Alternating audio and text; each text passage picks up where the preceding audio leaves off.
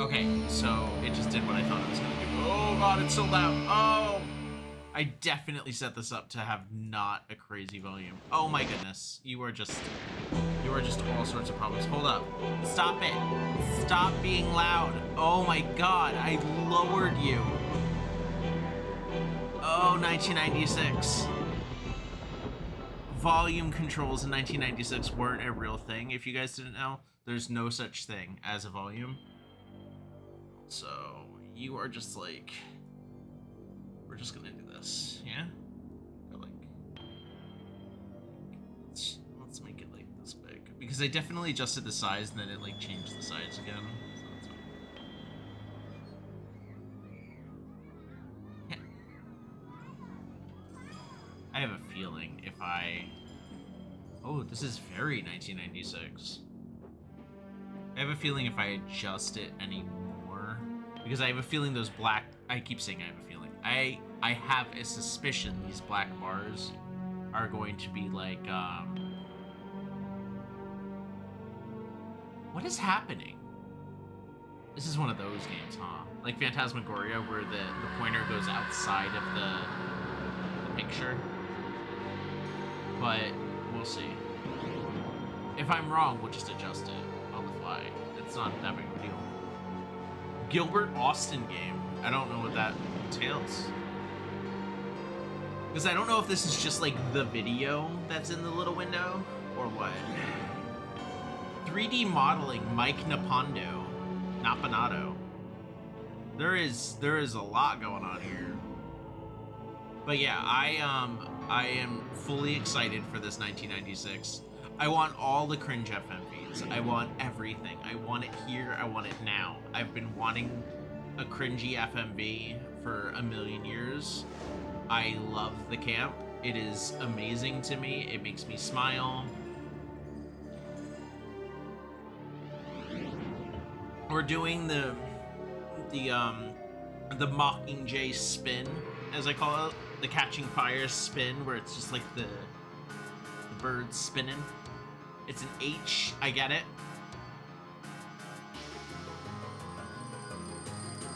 Okay. The literal worst alarm clock in the entire world that never makes anybody happy. Understood.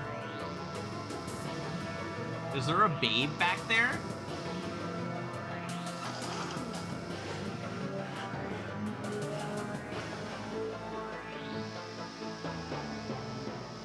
The world's most groomed hair after waking up in the entire world.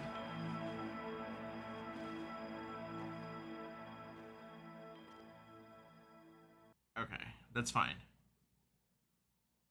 Okay, does it fill? It does. Okay, that's why I test. That's why I was like, no. Okay, cool. That's why it was like up in the corner. So I did adjust it accordingly. I was like, I thought I moved this. All right, we're gonna just keep it where it was. Sweet deal. So when there's video, when there's like an FMV and when there's like a movie, it's gonna be like really small and out of frame, but we're gonna survive. It's gonna be fine. This is a very cheerful music. Use the right mouse button to attack an opponent. I'm sorry. Next. Left click on your character or press I to view your inventory. Okay, wait, we're gonna write that down. Right click. Attack. I'm probably gonna use that all the time, but I'm gonna still write that down. Left click on an object to grab it. Okay, that's normal. And right click to put it in your inventory. Inventory place. Okay. A penny saved is hardly worth the effort. What? Up. Penny saved is hardly worth the effort. Okay. Use the left mouse button to move your character. If you are stuck in a puzzle, talk to other characters and they will give you clues. Avoid cliches like the plague. Avoid cliches like the plague. The very first tip being how to attack scares the crap out of me. I don't know. Ammunition is precious, so don't waste it. If you get stuck on a puzzle, try using items in crazy illogical ways. Okay. Save your game often, especially before trying something crazy, illogical, or dangerous. Fair. Those are fair. Holding down the control button plus the arrow keys gives you allows you to attack opponents. What? Holding down control plus arrow keys.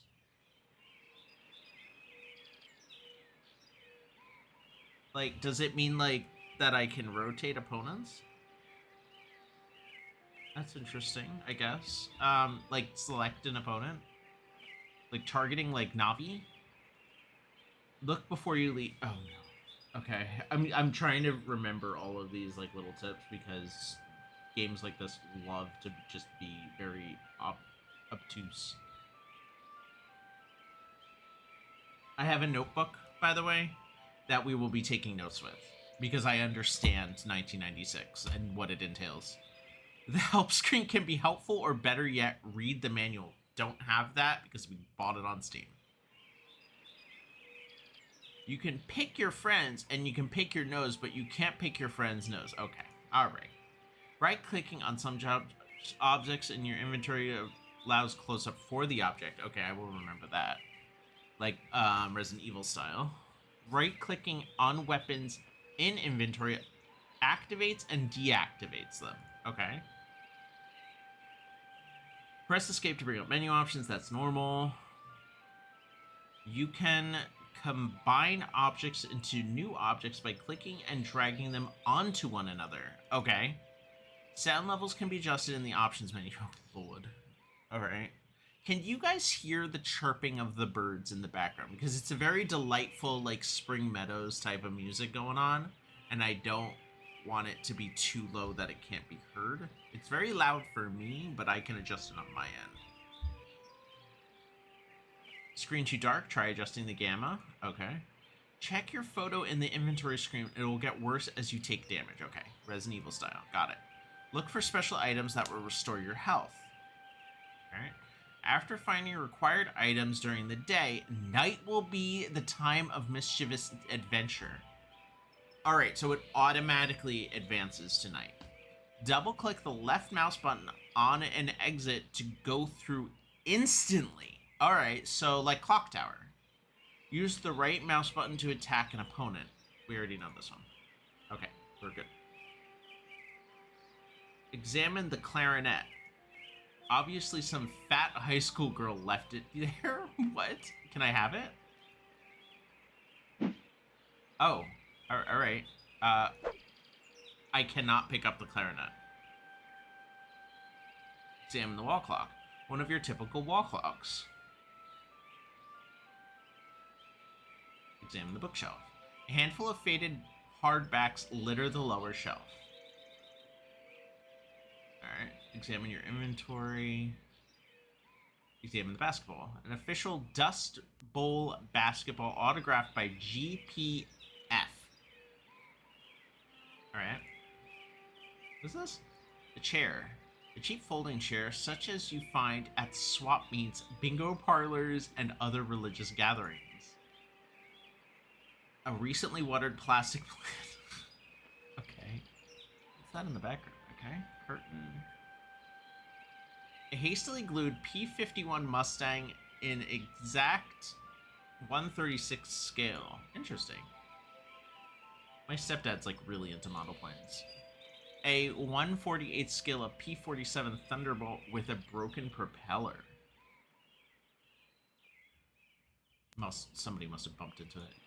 Illumination is the key to visibility. True. Recently water-plastic plant. Alright. Binoculars. A pair of binoculars with the lenses melted to the table. Okay, so I'm assuming we can't take that. I am gonna accidentally punch people, aren't I? How do I save? Save. How many save files do... Oh, God. Alright. Just starting? Okay, cool. And we can save. Alright. Examine the dresser. Dresser drawer is unblocked. It's a weird statement to say. 7 flannel shirts accompanied with matching blue jeans are hanging neatly in the closet. Am I going to need to get a flannel shirt for this game? Is this a flannel shirt game? Hold up. Do I own a flannel shirt that fits me? Because I used to have one, but it was like an XL. And peer through the thin layer of dust at your reflection. An empty trash can so lean you can clean. You could eat from it. I don't want to. I don't think I can go under the bed. Examine bed. Mattress is speckled with odd stains. A sexy pinup. All right. Saddle shoes. Saddle shoes with the laces knotted together. All right. That's everything in here.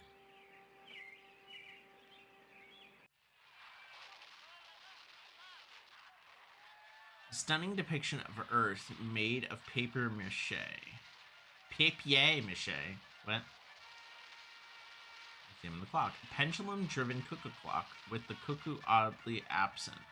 Ugh.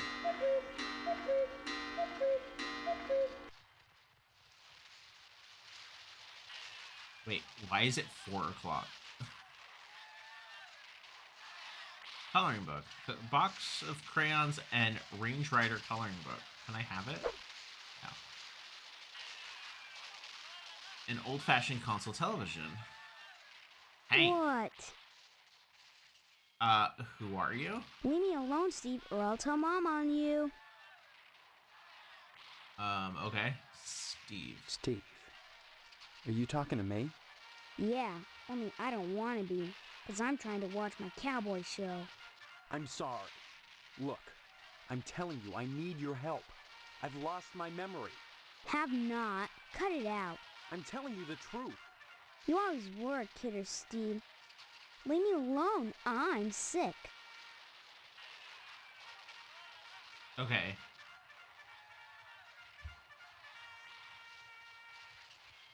What's wrong with you? I got a headache and a stomachache. Then why aren't you in bed? Because I want to watch my cowboy show. You look all right to me. I'm not faking. I couldn't go to school because I'm sick. Daddy's sick in bed too. And Mom believes me anyway. So shut up. All right. Have you noticed that your show is in black and white? What else? Color? On a TV? Well, I think I've seen a colored television before. Have not. Quit it or I'm gonna tell. Hey, look Tell at what? that. Your mother lets you watch this stuff? Sure. This is part of history. What made America great. And besides, blood and guts are needed. You're right. That is really neat. I'm glad you're catching on, Steve. You're not too bad for a lousy rat. Good. Fine. Okay, don't be a dick. Hank. Sick. Likes cowboys. Brother. What's that? It's an extinguisher. Master bedroom. Master bedroom is doors firmly locked. Okay. Fine bone china. Bone china. Okay. Gleams from the mahogany shelves.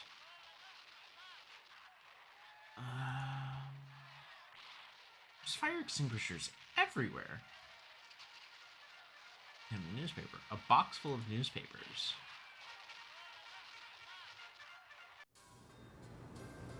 Hello, Mother.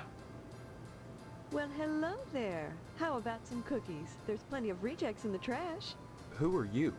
That's a fine way to talk to your mother. You're my mother? That's right. Though sometimes I get treated like the hired help around here. I don't remember you. Of course you don't. Until you need your socks washed. No, you don't understand. I can't remember where I am or even who I am. Land's sake, stop your joshing, won't you? Honestly, Steve, I thought you'd grow up a little after graduation. I only hope that new job will plant your feet on the ground. So that's my name. Steve. Your name will be M.U.D. Mud if you don't stop teasing me, young man. Listen, this may sound strange, but I've lost my memory. Do you believe me? Well, you always were a kidder, Steve. I'm serious. Sure, and next you'll be telling me you don't remember Hank and your little sister. I have a sister? Okay, let's go over graduation. When did I graduate? 4 months ago, as if you could forget that. What college? College? A high school diploma is all you need to get a job. And besides, you can't marry Stephanie if you're going to waste your time going to college. Okay. 18 years old and you're just now getting your first job.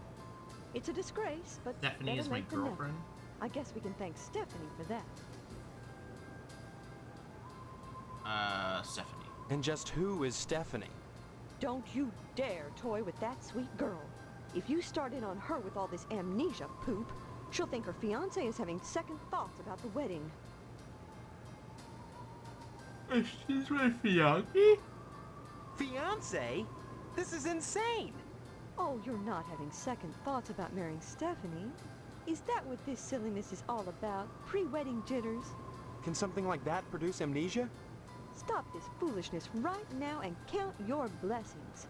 Stephanie is great at cooking and cleaning. Okay. And just who is... Alright. Wedding. Look, all this talk about weddings is nuts. I'm not marrying anybody till I figure out what's going on here. First the heartbreak of psoriasis, and now this. 2 weeks before the wedding and you're backing out. Whatever will the neighbors 2 think? weeks? I can't marry someone I don't even know. Fine, have it your way, but leave me out of it.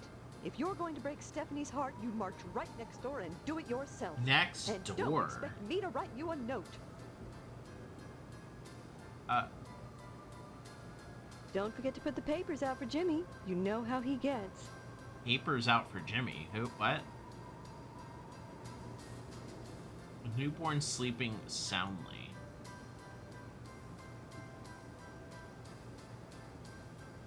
Cookies are baking in the oven.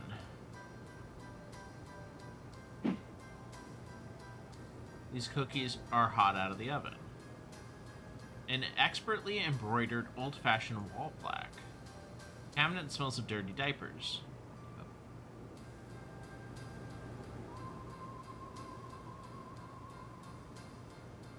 Knives gleam wickedly at the kitchen's antiseptic glow. I feel like I could use an... I don't want to accidentally punch Mom.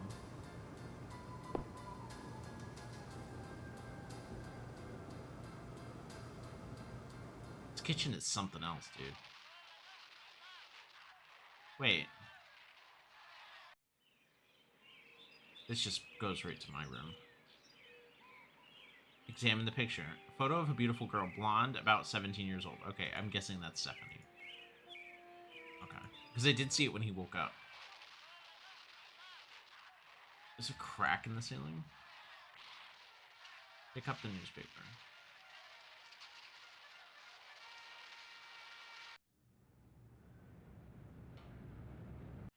Pick up the newspaper. Does that not count? Hi. Hey, Steve, I'm Jimmy James. Remember me? I guess not. Hey, how come you haven't been putting the paper out for me in the morning? I'm supposed to? I don't remember. Yeah? Well, try to remember, will ya? How'd you expect a working Joe to make an honest living? You don't put the paper out, I'm out of a job. So what? You don't get paid for picking up papers anyway. The Sentinel building burnt down. What the heck else am I supposed to do? Listen, start putting that paper out and everything will be Jake, okay? That's all I want. that and a pair of sneakers. Walking this route every day has worn holes in mine. Say, you got any spare We do. sneakers? Yeah, I do. Whoa, that's great. Maybe we could trade. What could you give me? You know Miss Whaley and Principal Harold down at the school? Well, I found out they're messing around with each other in the broom closet. I can tell you when they meet and trade you some keys that'll let you catch them red-handed. What do you say? Okay, take the sneakers. Before I give away the keys, let me see those sneakers. First the keys, then the sneakers. Nuh-uh. If you're trying to pull a fast one on me, forget it. You don't get the keys till I see the sneakers, and that's that. See you later, alligator. After a while, crocodile. Alright. Let's grab these sneakers for him. Saddle shoes. Wait, do saddle shoes not count as sneakers?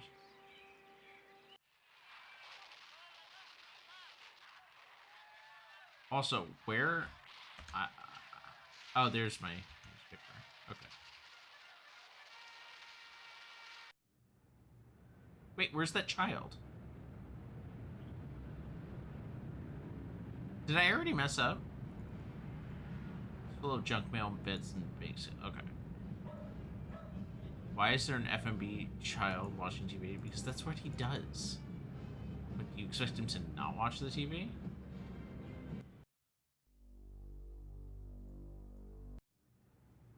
Where did Jimmy go? Examine the debris. Tape and broken glass, obviously professional break-in. Alright, what's up with the debris, random guy sweeping? Examine the sign. The neon letters drone relentlessly, eternal frozen at 405. A phallic symbol thrusting boldly upwards from the concrete, ever ready to spew forth. What? Excuse me? That's a fire hydrant. Yum, creamed asparagus tips. 2 for 49 cents. That's not bad.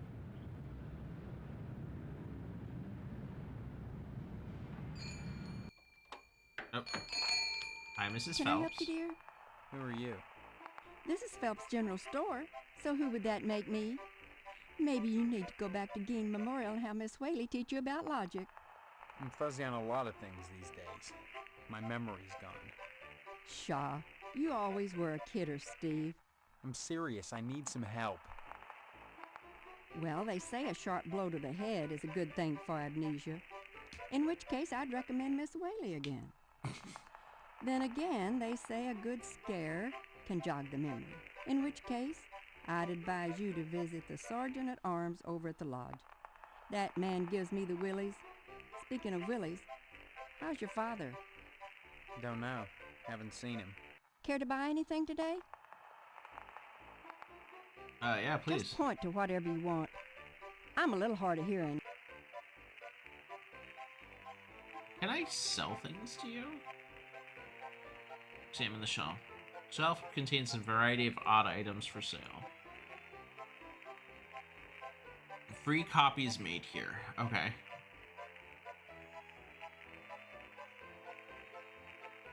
That's nice, dear. Oh, she doesn't want the newspaper. A shoddy old TV missing with the VHF knob. Okay. An old 60mm projector with a Gein Memorial stenciled into it. I can't examine the barrel. It says to examine the barrel, and then it just, like, it decided that I was done with the barrel. An empty barrel reeks of rotting meat. Okay, cool. It's disgusting. Dead roaches and bits of arid grit coat the water cooler's bone-dry reservoir. What is wrong with this place? Empty barrels that smell like pickles. Okay, I like pickles. Empty barrels that smell like pickles. Awesome. Vacuum. The new and improved Suck-a-Luck Super Suck Vacuum Cleaner. It really sucks. An empty meat box. Wait, what?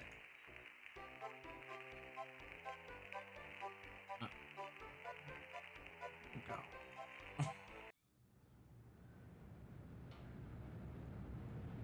tired air condition wheezes in the unseasonal heat. Yeah, I get that.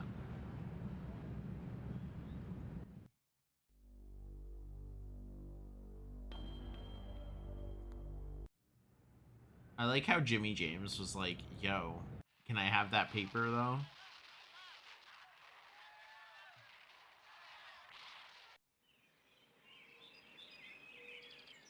Yeah, I don't know. I told you I'm busy, Steve. Wait, what? Did she say your job? That's right, a job. Your father has everything set up at the meat plant. After your honeymoon with Stephanie, you'll start out as a butcher in the slaughterhouse just like anybody else. Don't expect any favors just because you're the boss's son. Slaughterhouse. Work at a slaughterhouse? My memory may be shaky, but I do know I don't want to spend my life as a butcher. You'll get used to it, Steve. Sooner or later, you'll have to. That sounds like a threat. Just a fact. Harvest is a small town, and if you want to be with Stephanie, you'll have to get your hands dirty.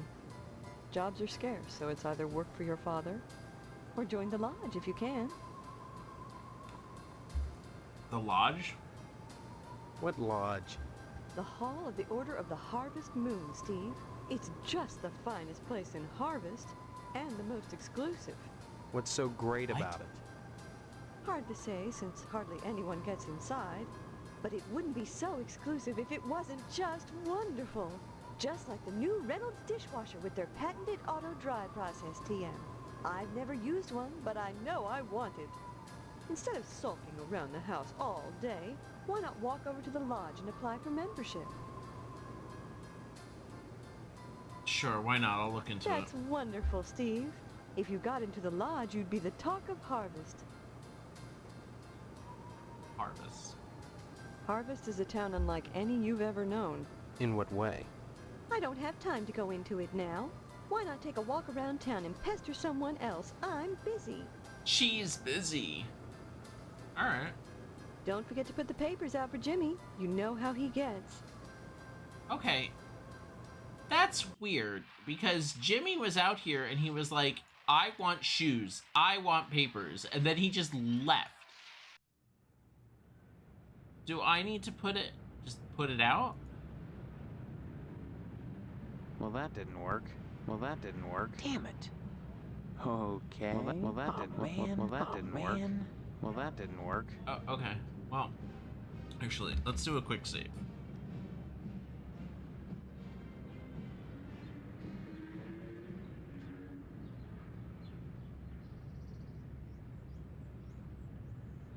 Should I get a job?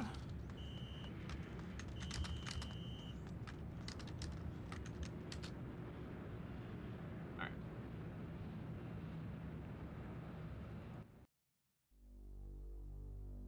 Oh.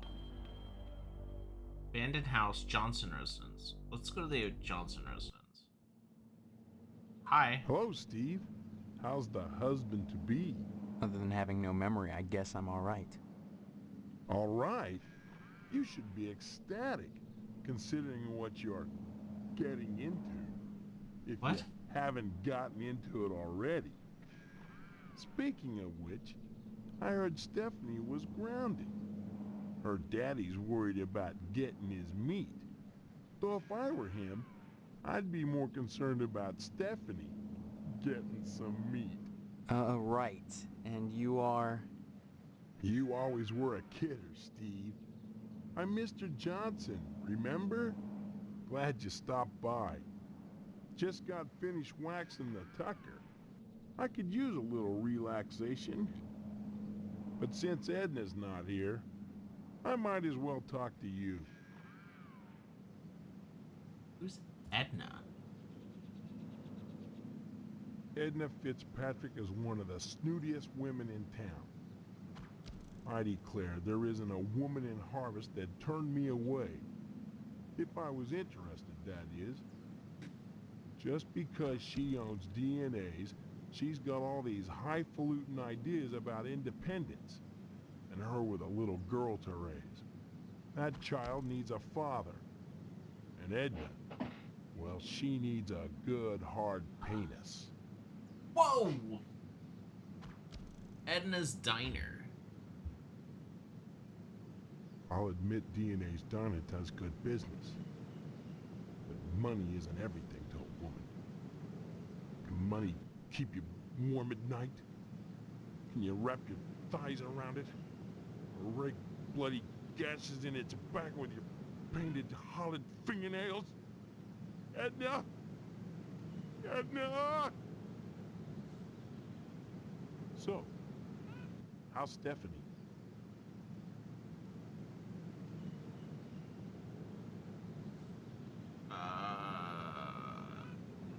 Can we go back to that? Edna Fitz... Child. Karen's only 5 years old. Since Mr. Fitzpatrick passed away, in Edna's arms and legs, I might add, Edna's been raising Karen on her own. What a shame. To deprive a little girl of a positive male role model, and her mama of a fine, stiff penis.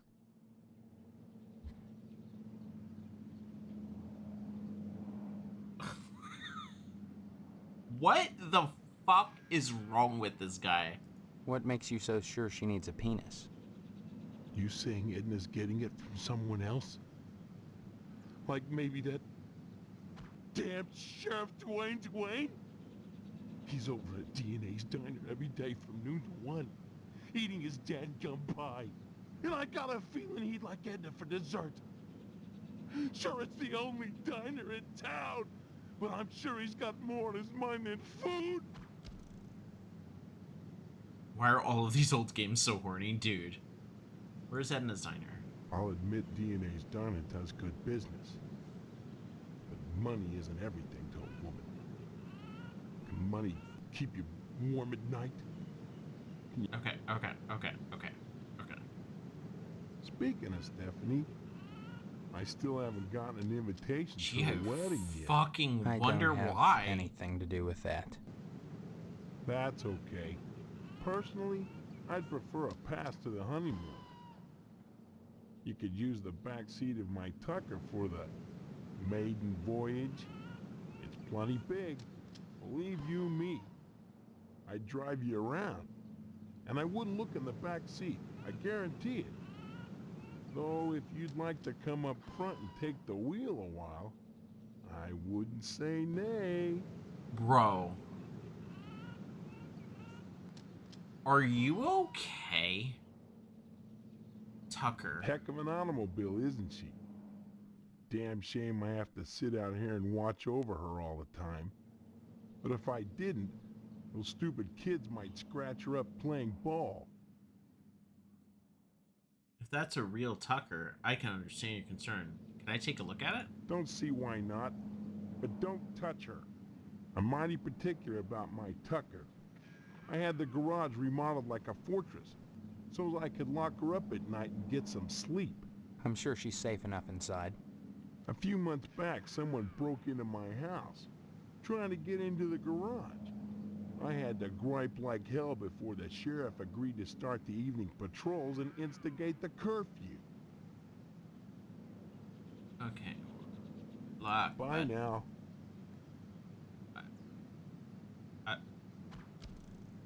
Right.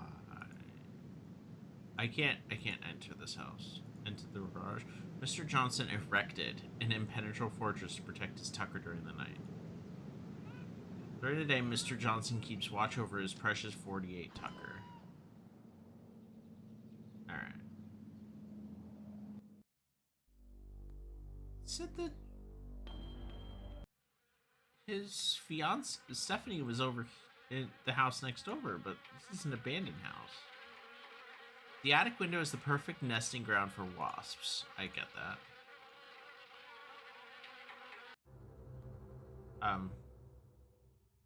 It's not often that I get visitors.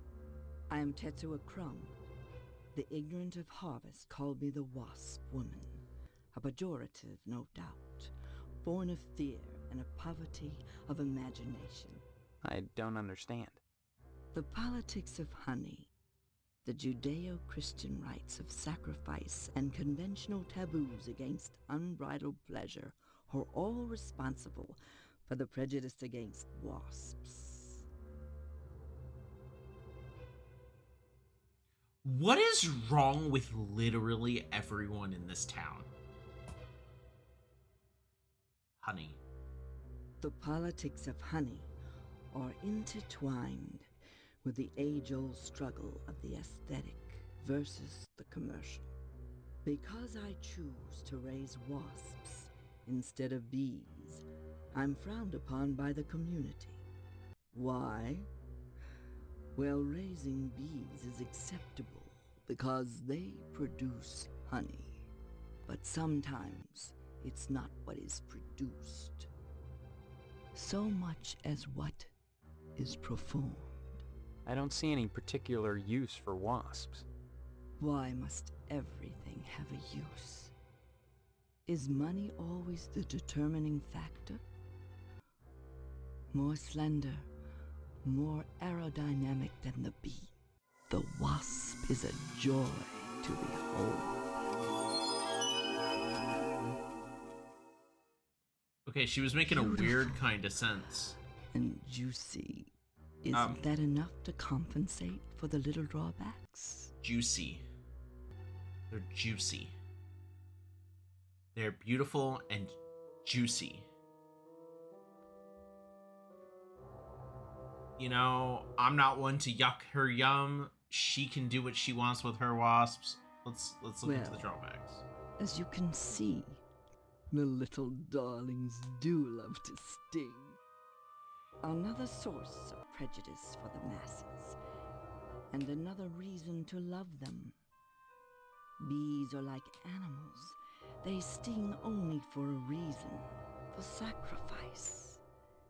They have no conception of individual sensation, of pleasure.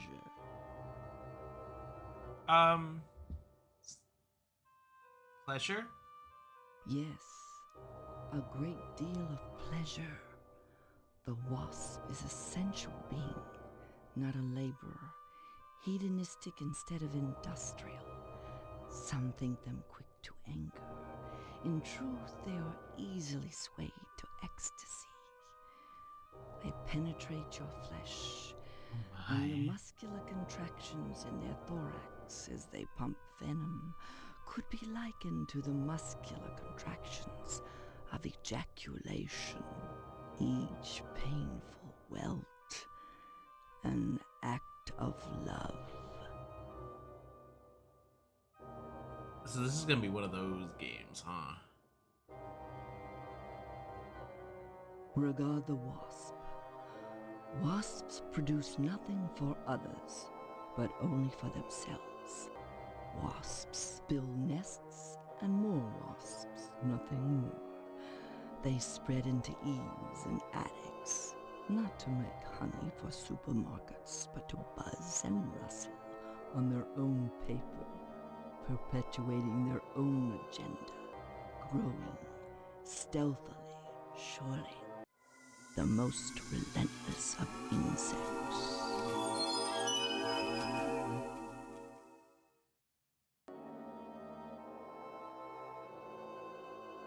Still better than the old man. True.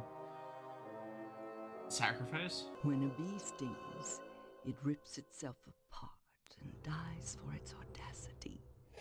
This appeals to those raised worshipping a god that demands sacrifice and atonement. But the wasp is promiscuous. They are not as sympathetic to the masses because they don't die when they sting. They live to sting another day, and they take pleasure from it. Pleasure? Yes, a great deal of pleasure. Oh, we already watched this. Each painful welt. Okay.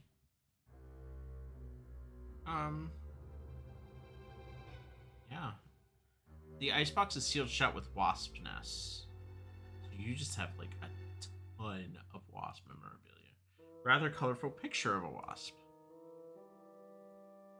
From the sound of it, these cabinets are infested with wasps. Bro, how do you live?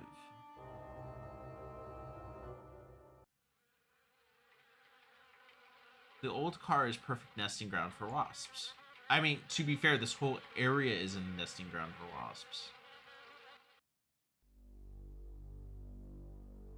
I didn't mean to click that, but that's fine. Examine the window. Looks like Mr. Pastorelli forgot to put out the paper for Jimmy. Uh-oh. So that's why there's a... Where's Jimmy? A blind woman is trying to read her mail.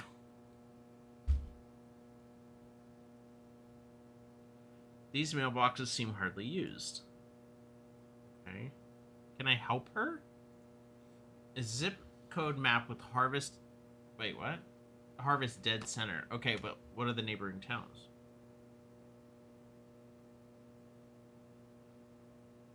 What's this? Nothing. 3 clocks 3 times. Okay. Yes? I need some help. Mr. Postmaster Boyle, what can I do for you today? Postman.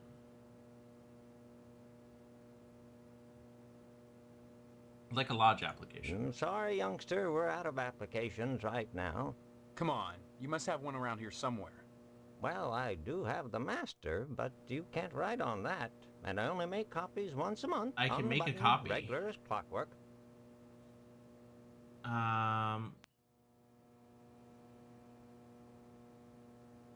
Come on, it won't kill you to make a lousy copy. It's not the effort, son. It's the principle. We must adhere to our standards. They're all that stand between civilization and chaos.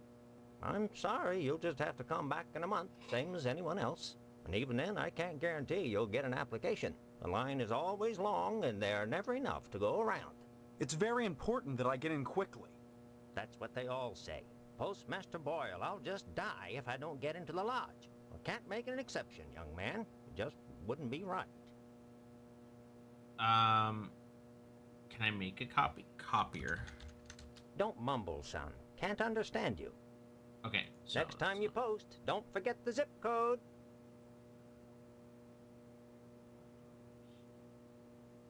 All right. Bake sale, bake sale. I just steal it.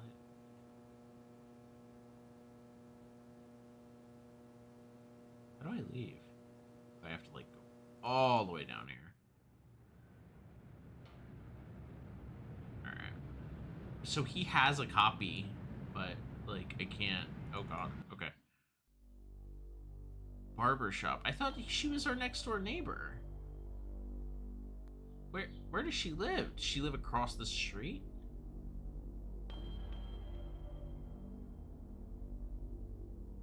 Meat plant, Gain Memorial School, TV station. Oh my god, please. Fire station, newspaper building. Alright, let's check the newspaper building, see if Jimmy James is... Oh. Guess he wasn't joking about the fire. What's left of the newspaper building after an extreme fire? A shovel is sticking out of the building's ashes. Yeah, I'll take that. At least the plumbing held up.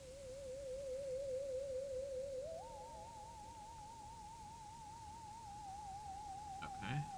There's just so many fire hydrants here that apparently just weren't used. That's fine. How do I... Okay. Wayward Hotel.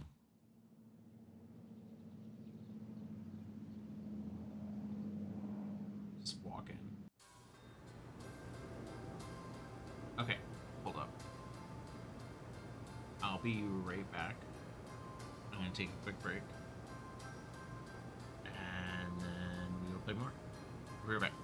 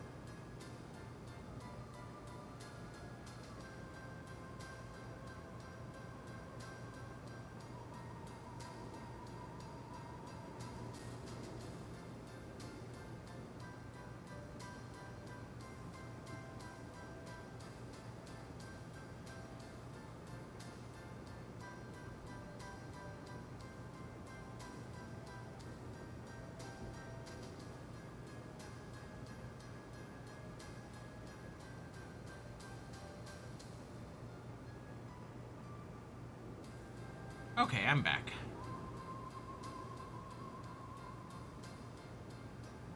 Whew. Dilly needed some help resetting the bed. The slats are like all falling and shit. Alright. We went into a hotel. I need to... what is this picture on the second floor? Can I not? No. We can't... We're not going to address those. There's mirrors. Examine the flyer. The PTA bake sale is on Friday. Okay, hold on.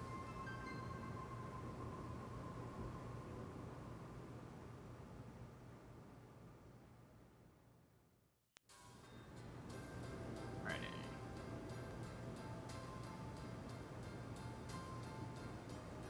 Hi. Stephen, Who are you? I am Daniel Moynihan, mortician and proprietor of the Wayward Hotel. Most people ask me why I don't remember their names. Well, you always were a kidder, Steve. Besides, as one who deals with the dead, I try not to involve myself in the affairs of the living. Oh my god. Your loss of memory is of no concern to me, true or false.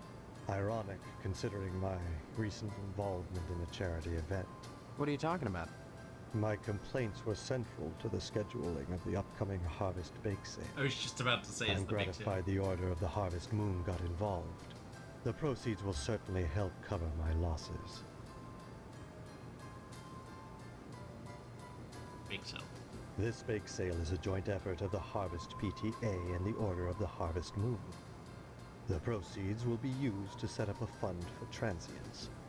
In other words, bugs and societal rejects without families who wander into Harvest uninvited. Then, the Order is setting up shelters for the homeless? Not shelters. Graves. What? You see a great number of these hobos die while passing Oh, they're through. totally being Don't harvested. ask me why, it's what those people do. Use your common sense, Stephen, memory or no. If they were involved in setting up homeless shelters, then why would I be involved? This is true. And why would I be sustaining losses? Because he's doing the... Oh, God. Okay. Order of the Harvest Moon. As always, the Order of the Harvest Moon has taken the lead in addressing our societal ills. Through their sponsorship of the blood drive and the bake sale, the Lodge ensures that all our needs are met. Needs. Such as... Pardon me, there are corpses to prepare. And my losses have been substantial of late. If you're sincerely interested in the Order, however, you should stop by the Lodge and speak with the Sergeant-at-Arms. Why should I be interested, Mr. Moynihan? Of all the spots in Harvest, the Lodge is the most prominent, literally and figuratively. It is the ambition of everyone here to join. And join you must to attain wisdom. What kind of wisdom? What kind of wisdom? If I knew, I'd be a member. I have the feeling you have what it takes to join the Order, Stephen. We all believe that. Whether or not you live up to your potential is up to you. Okay. Losses. It seems that, like some elephant's graveyard, people of low station come to Harvest to die. They simply drop dead, penniless, and they all need burials. Dude is so pissed God with knows it. by putting these people up at the Wayward Hotel, I do more than my fair share. So why must I pay for the coffins and burial materials as well? My losses to the dead are substantial. Hopefully the bake sale will offset some of them. It's a bake sale. Okay. Wayward Hotel. As owner of the only hotel in town, I do my best to accommodate any hobo who straggles into town, vacancies permitting. Very charitable of you. Were the guys who dropped dead staying at your hotel? It's very charitable of you. As yet another pilgrim who aspires to join the Order of the Harvest Moon, I do what I can to support their agenda. And what agenda is that? None of your concern, young man. Unless you decide to join them. Alright. I'd say it's been a pleasure, but I find the company of the living so wearisome. So wearisome. This game is doing a very good job of very much showing that this town is not okay. A ledger of names. The last thing being Jonathan A. Rhinecliffe. Okay. On right. Checked in Monday.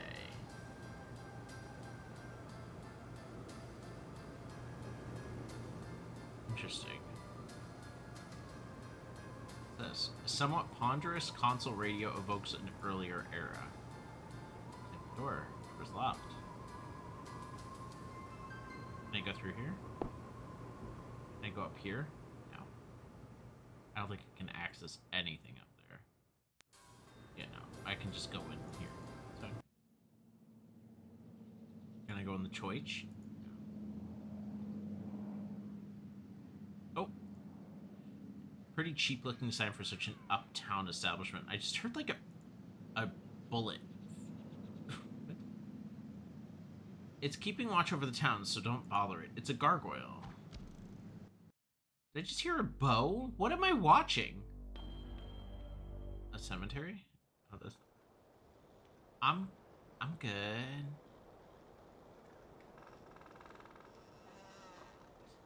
Examine a grave.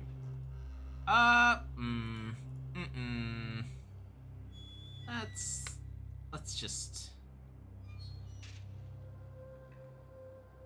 Outside cemetery.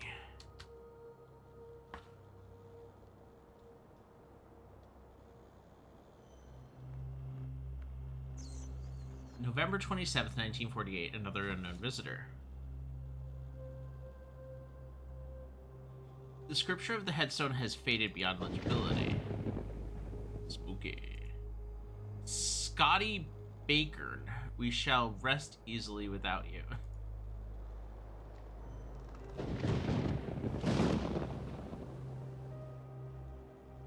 Scotty Baker. Cemetery.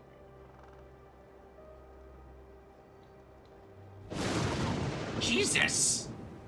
Here lies Boxcar Willie. These are also cemetery. I'm just keeping information on everything. Oh my god. Alright. Robba Williams. May your fantasies... Oh. Be forever gory. Robba Williams. Isn't that, the lady who did King's Quest? No, that's somebody else. Dilly would probably turn in his way. Roberta Williams. That's what it was. Oh, okay.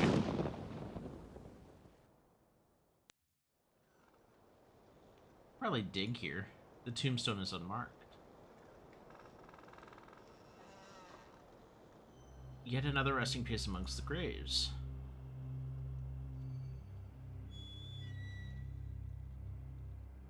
Examine the doors. The marble doors have been sealed shut. The Potsdam family crypt. The leaning sycamore is dead rotten, unstable for climbing and stringing nooses. I mean, okay. So nothing else in here.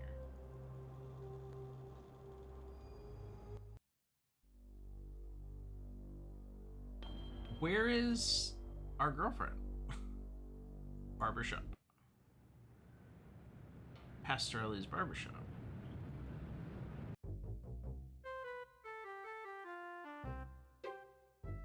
Mr. Pastorelli doesn't respond, not understanding English. Except for its occasional hairball cough, it's hard to tell if the sheep is alive or not. The dangling television is sure to cause neck strain at this angle. Oh, I didn't mean to... Howdy, Steve. Yeah. Howdy back, Mr. Pete swell, Steve. Don't you pull my old leg now. Change your mind about that aluminum siding? What are you talking about? I really think you should talk your father into buying some. He can afford it. And I can't stress enough the value of some really fine aluminum siding. Keeps it warm in the summer, cool in the winter, and it keeps out the sheep. Pastorelli ought to look into some, but I can't get him to understand a word I say. Bro is the most normal person in this entire frickin' town. Steve, aluminum siding can't get a fair shake no more. Started when those firemen came to harvest, filling people's heads with newfangled notions like color coordination and interior design. You can paint aluminum, you know, if you want to. But even so, I can't seem to move it anymore. Not even to a rube like Pastorelli. Thank God for the plumbing. Pastorelli? Pastorelli's a rube from way back. Ask Clem Parsons how he followed up with the alarm system in here. I'm a plumber. I could fix it for him, but he just won't listen. Plumbing. Well, I seen the end coming for the aluminum siding game, so I took a mail course and learned how to be a plumber. Now, there's a business that never lets up. You'd be surprised what people flush down the toilet. I'm good. Well, I mean, he's friendly enough. Fancy barber's pole secured to the wall with a straight slot screws. An alien. An unfortunate extraterrestrial who journeyed hundreds of light years to wind up mounted on the barber's wall.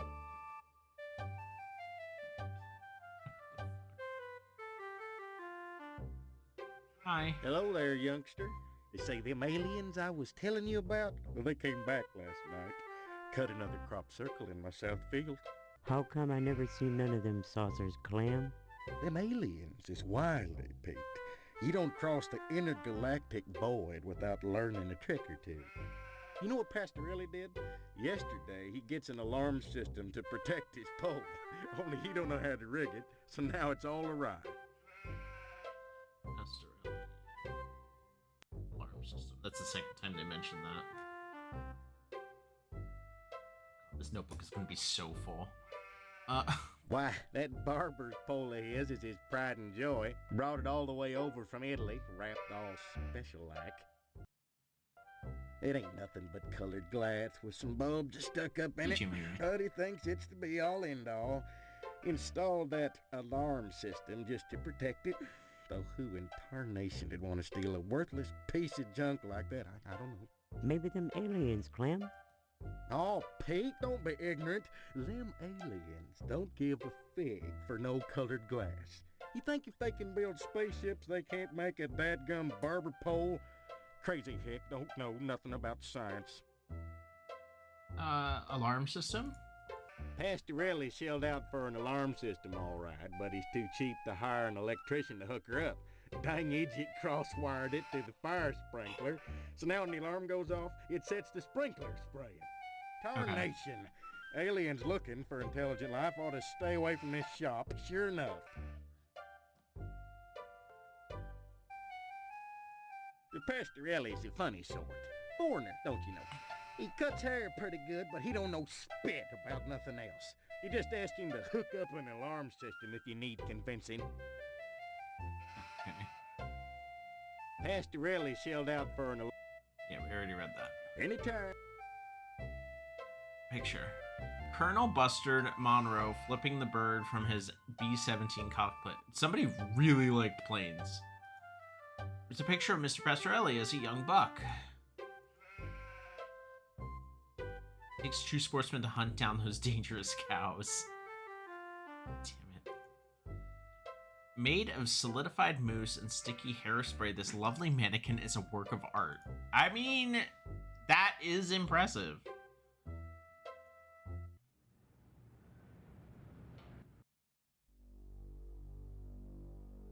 A missile base? Excuse me? Hi? Oh, who goes there? They tell me my name is Steve. All right. This Is he section in the 21. floor? Keep your distance, son. I wouldn't want to have to blow your head off. That makes two of us. So you're the amnesiac, huh? Just another draft-dodging ploy the way I see it. But at least you're not an alien. You see their ships every now and then. Sometimes swell bags one in the woods. Who are you? Colonel Buster Monroe. Commander of the Harvest Nuclear Missile Installation, keeping America safe from those who would dye our flag red, white, and pink. These are nuclear missiles? Goddamn right they are. Every one of them ready to rain death on the Ruskies. All I gotta do is hit the button and blammo! The price of vodka goes through the roof. Along with the vodka.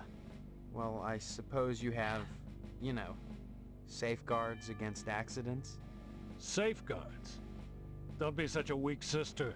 There are no safeguards. What? This is the 50s. Then you have sole control of the, missiles. That's right. Been in charge here since WW2, when I got my lower torso shot off in the war. Those pantywaists in Washington wanted to stick me behind a desk. To hell with that! They owed me! I left my legs in Dusseldorf. They owed me. I have questions. They felt that after the trauma of having to crawl from Germany to England trailing my intestines behind me, I was too emotionally unstable to continue in the military. That's why they gave me this nice cushy job and put me in charge of the nuclear missiles. So much to go over. Okay, what? Legless man, you have no ground to stand on to tell us what to do. Bro, this town, so what is going on? I am just so confused. The button. Why are you asking about the button, son? I'm just a little nervous about it. I mean, suppose an accident happens. Don't get your panties in a bunch, mister. The button is perfectly safe. I keep it on my person all the time. No commie bastard is getting his mitts on this button. No siree, Bob. No one initiates a nuclear holocaust in Harvest except me. Now, doesn't that make you feel better?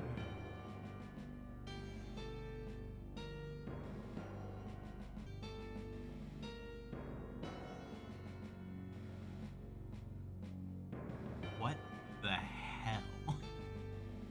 Commie bastard. Frankly, all these questions are making me a little suspicious of you. Maybe you're one of those pink-blooded Americans. Can you give me any reason why I shouldn't shoot you right now?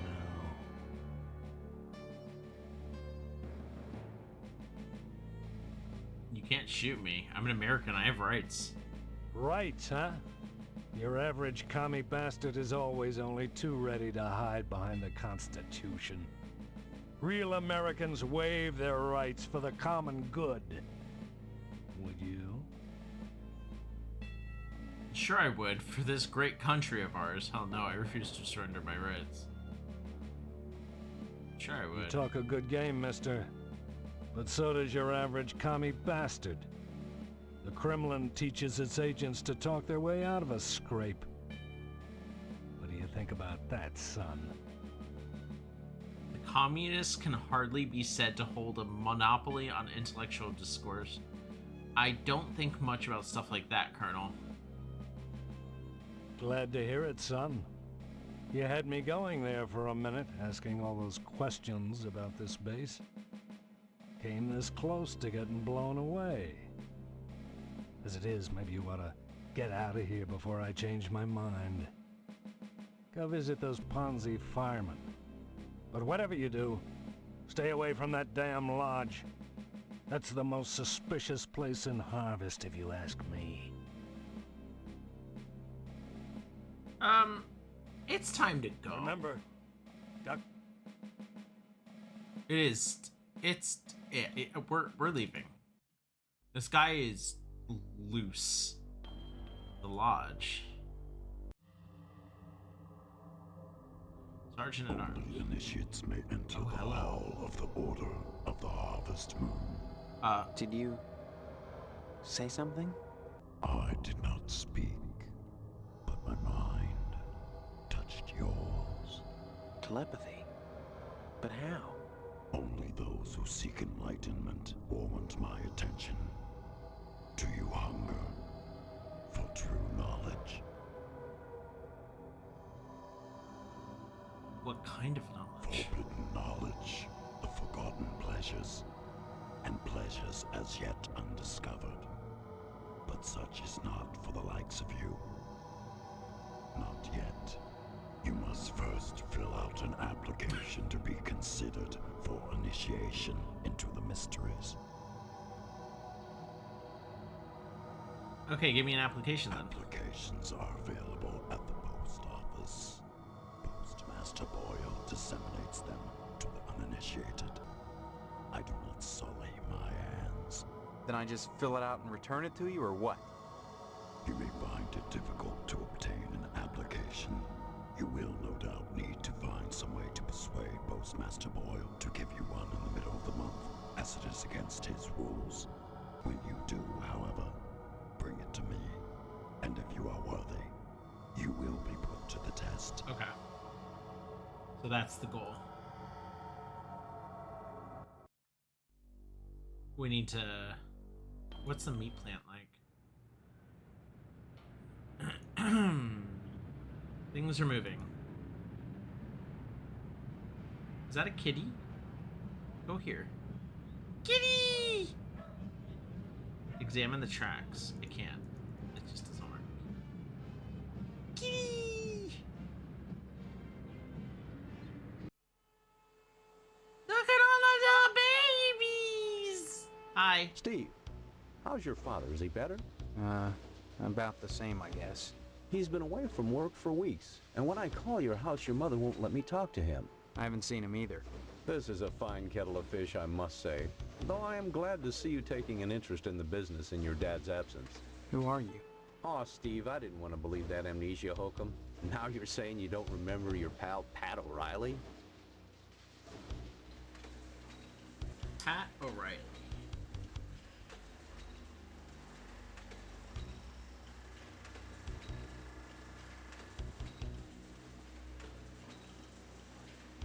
Okay. Cats. What's with all the cats? This a slaughterhouse or a kennel? Oh, them? They eat the scraps, that's all. Yeah, but look at them. Isn't there some kind of health department that keeps tabs on these things? Are you going to work at the health department, Steve? Or here? He's right. Maybe I get sick of do-gooder busybodies sucking around here all the time. A man's up to his elbows in guts all day, every day. What more do they want from him? Okay. Dad's illness. What exactly is wrong with your dad? I don't know.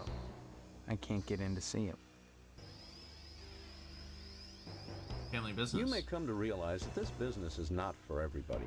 Just ask your poor, ill dad. It takes dedication and a strong stomach.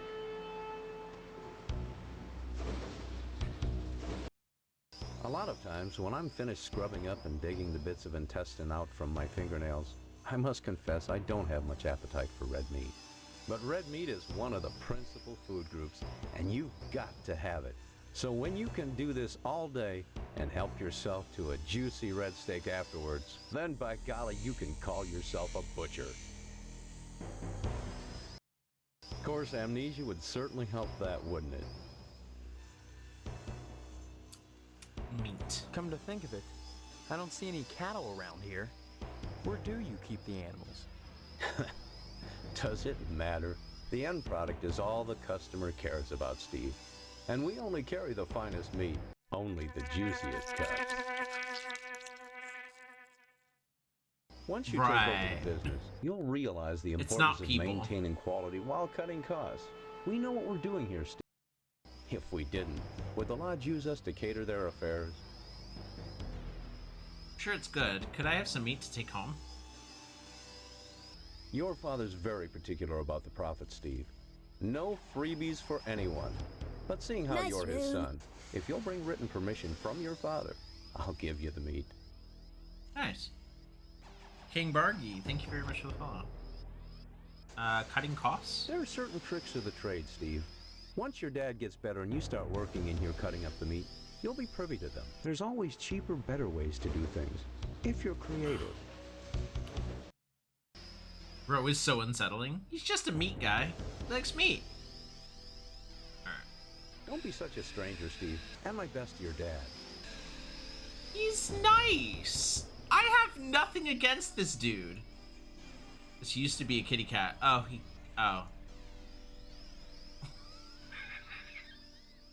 Never mind. He's not nice. I remember you playing this with Chrism years ago. I did not play this with Chrism. I think you're thinking of somebody else. I definitely did not play this game with Chrism.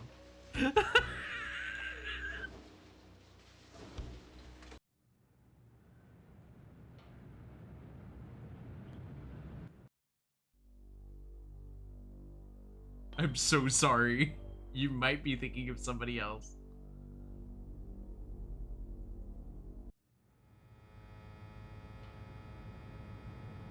A silver Tucker with a yellow interior. I might have talked to Chrism if she was playing this. If that's what you're thinking of. Why is this just studio entrance?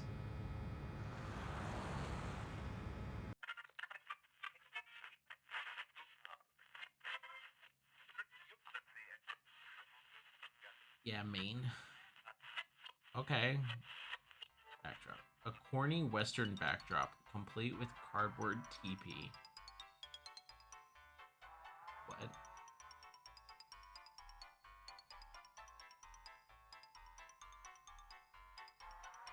Fairly primitive form of mind control. No one is operating the cameras. That is weird. Oh, hello. Hey, Sport. This is a private office.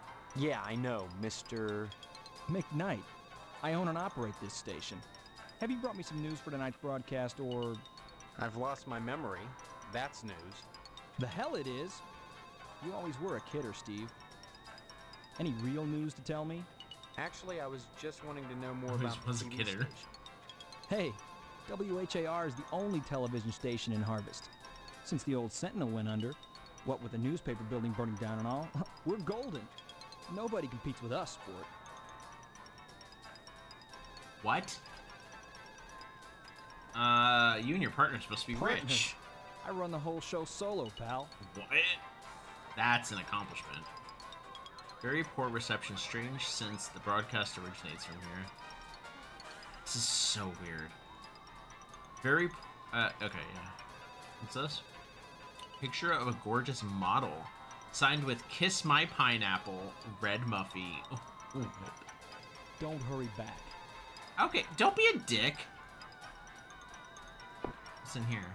An assortment of empty cubicles. Either McKnight loves to recall his salad days as an insurance salesman, or he can't keep up his employees happy. What are salad days? Because that might be important.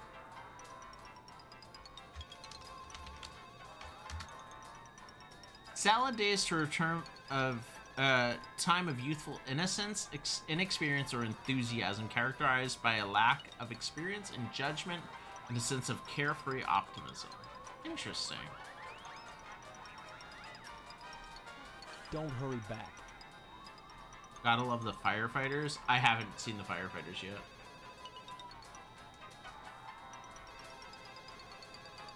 We can actually go there now. That's the next spot. Because I can't talk to... Oh, wait, Stay tuned, I can. buckaroos. There's more to come on Range Riders Cowboy Roundup. So don't go away. And what's your name, hombre? Steve. Steve's a swell name. My dog's name is Steve. Would you like my autograph, Steve? Yeah, I guess. Here you go, then. TV violence? What about it? I love all the blood and gore on your show. What red-blooded American doesn't?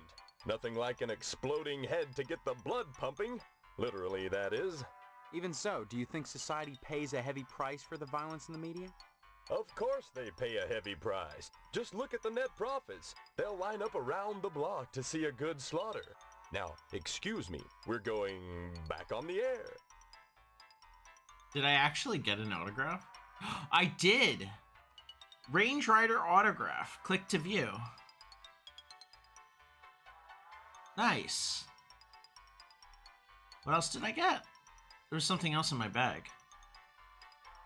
Meet permission slip. Right click to view. Official meet release form. Section A notifies under no circumstances are any parties not mentioned in this release as the recipients to receive any Harvest Meats Incorporated products. I, HMI employee signature, do hereby give full permission to recipient to receive a grade 3 product from Harvest Meats Incorporated. Okay.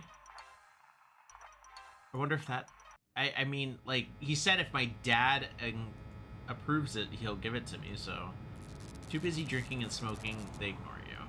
What? Are these children? These are children that are just drinking and smoking outside the studio. What the hell is happening? Wait, was that a diner? Edna's Diner.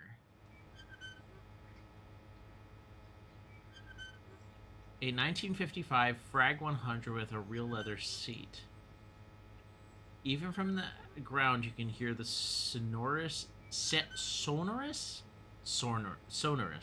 buzz of the neon. Interesting. Inside we go. Hi, Child? what's your name? It's scary. Karen. I was gonna What are say, you doing? okay. Playing. My mom is working, so I gotta stay out of her hair. Wanna play? Not now, maybe later. Okay. Bye-bye. Okay. Oh, Steve, what are you doing sneaking up on me like that? God, for a second I thought you were Mr. Johnson. What would you like to order? You know me? Sure. And my name's Edna Fitzpatrick. I'm not the one with amnesia. Then you believe me. She's a You sweetheart! always were a kidder, Steve. I guess I've changed. I'm not kidding. Now, Steve, faking amnesia won't help anything. If you don't want to marry Stephanie, then don't. But don't play sick, for heaven's sake. I'd expect that from Karen, not an 18-year-old. Edna's great. We love Edna. Dude, Edna's adorable. Karen. You've met Karen, my 8-year-old. Other than the diner, she's all I have.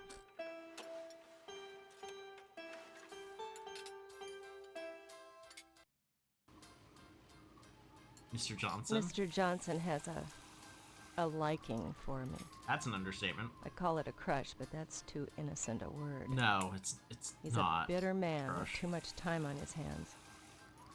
He's never gotten over being rejected by the lodge, and there's something unwholesome in the way he looks at me.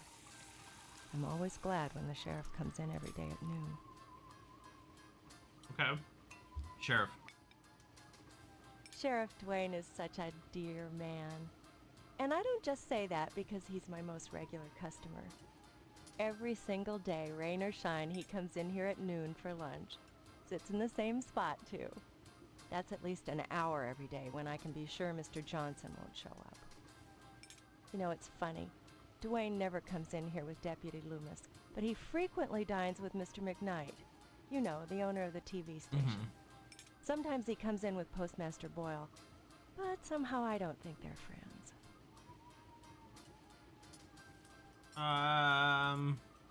TV station. Mr. McKnight owns the TV station WHAR.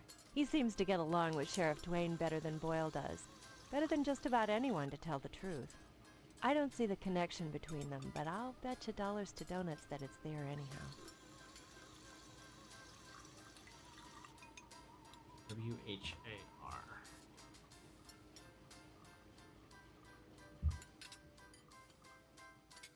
Sheriff? Sheriff Dwayne is such a dear man. Okay, no, we already got that. You know, it's funny. Dwayne never... Deputy Loomis.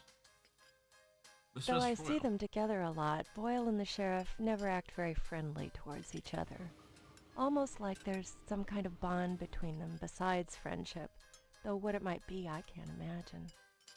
Maybe Sheriff Dwayne resents the fact that he's never been able to get into the lodge. Though that's not Boyle's fault. He just hands out the applications. He doesn't decide who gets admitted. Okay. Stop by anytime, Steve. One moment. Save. Diner first visit.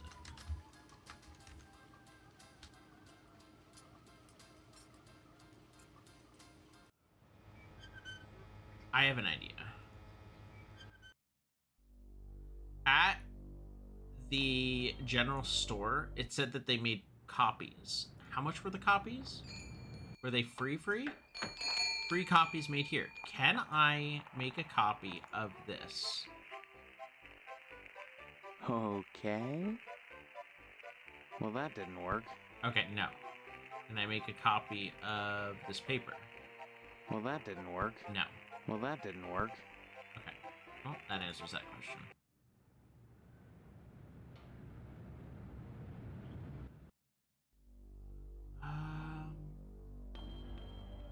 Johnson Resistance.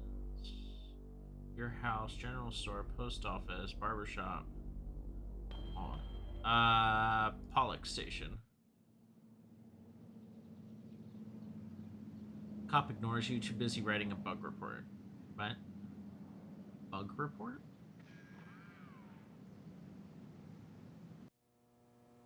Hello, Steve. Let me introduce myself. I'm Sheriff Dwayne, and this here's Loomis. Pleasure, I reckon. Then, we haven't met before? Of course we have. But I heard about your alleged amnesia and figured I'd play along. I sure hope this is just a prank and not the start of some insanity plea. Keep your nose clean or you'll wind up in jail, and that's no place to hold a wedding. Okay, wedding. Amnesia or no, you can't have forgotten you're about to marry the prettiest little thing in Harvest. I think you and Stephanie are perfect for each other. I just hope her father's disappointment doesn't spoil everything. Disappointment? Mr. Potsdam wants to hold the wedding in the lodge, but he'll never get in. Like all the rest, he's always hanging around the post office the first day of the month, waiting for Boyle to bring out that month's lodge applications. And there's always a long line, never enough applications to go around, and even if you do get an application, chances are you're right out of luck. Okay. You're called to the order and even less accepted. And Potsdam, well, they've turned him down so many times, unless he does something radical, he'll never get in. You mean radical? Crime. Crime-wise, nothing much has happened in Harvest since the newspaper fire. Oh, sure. Every week or so, we get the odd transient dropping dead. But other than that, it gets pretty slow around here. We're not addressing the transients dropping dead. That's not a normal thing. Okay. Transients. We get a lot of bums, drifters passing through Harvest. Those people are never very healthy to start with. I figure they come to our fair town, look around, and decide it's a nice place to die. You mean they drop dead here on a regular basis? Like flies. I'd slap them all in jail if I could, but there's never enough room. Besides, they're pretty good about not sticking around long. Sure, it's a burden on Mr. Moynihan, though, having to bury them all. I only hope the PTA Lodge bake sale will help out along those lines. I can hear the whir of the fluorescent lights with the drop ceiling, and it is giving such a midsummer I'm sitting at my parents' work because I had a day off but they had to work and they didn't have anybody to watch me vibe. Like, this sounds miserable. Lodge. I don't mind telling you, I'd never get anything done if not for the Lodge's efforts. To join the Order of the Harvest Moon is the highest dream of everyone in Harvest. How can I get an application? I want to join. Like I said, unless you get an application on the first day of the month, you're generally out of luck. Stop by the post office and talk to Postmaster Boyle. You never know. He might have a spare application laying around. Wedding? Amnesia or no, you can't disappoint.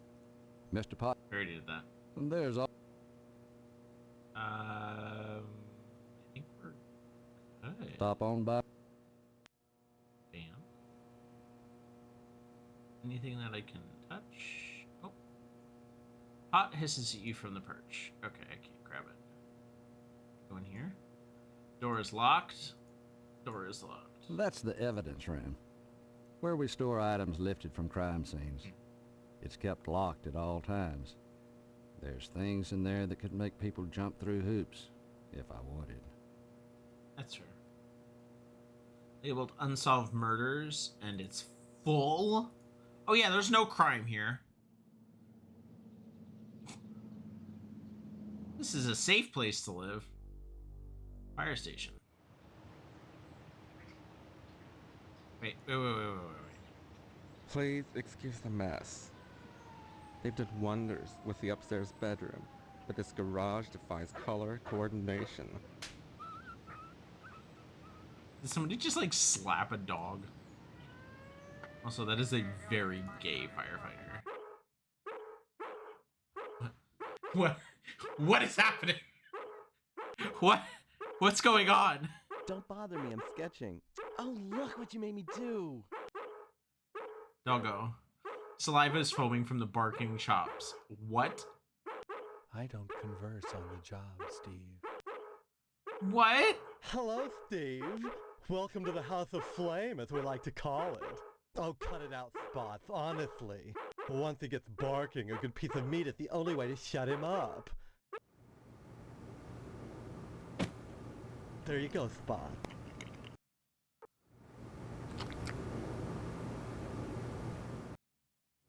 So, Steve, bet you don't remember me. Heard about that short in the old wiring. I'm Fire Marshal Sparky, head of your fire department.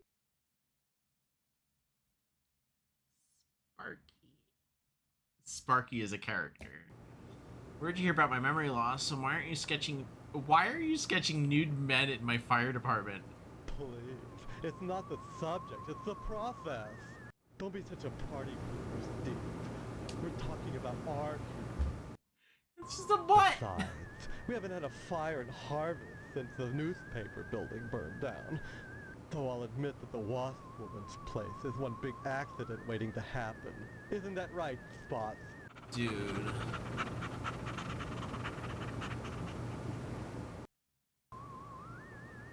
Art. Art enriches the community, Steve.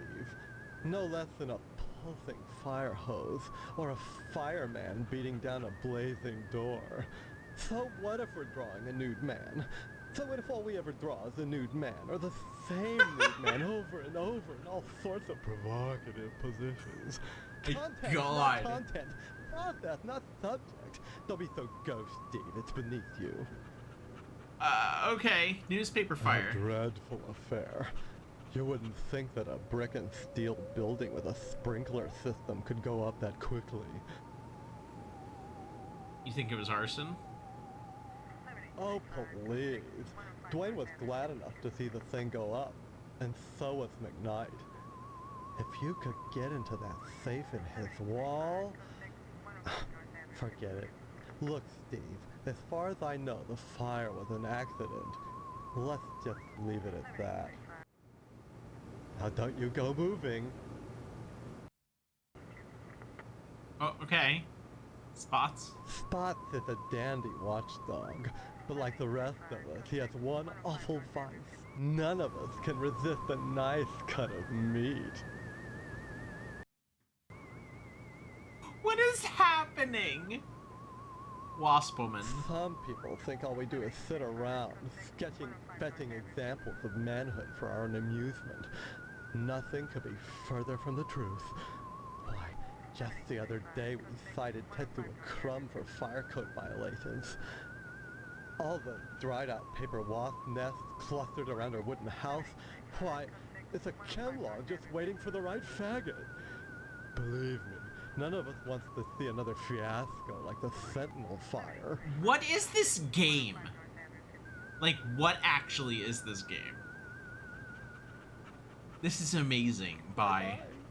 Bye. A well-endowed nude man standing in the moonlight. Picture of a phallic-like structure standing all in a row. An impressionistic landscape. A picture of a storybook fairy castle. The lights are too high up to reach. Photorealistic mural of a peaceful countryside. An accident just waiting to happen. Why is there a fireplace, like, right next to the carpet?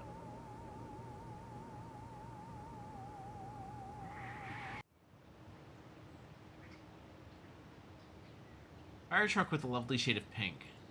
Sorry, Steve. After I'm through here, I've got cleaning to do.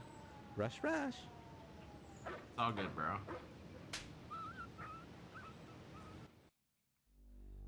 Alright.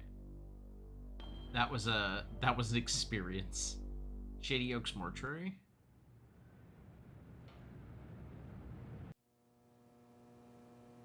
These votive candles have been lit by... Wait, what? Hold up.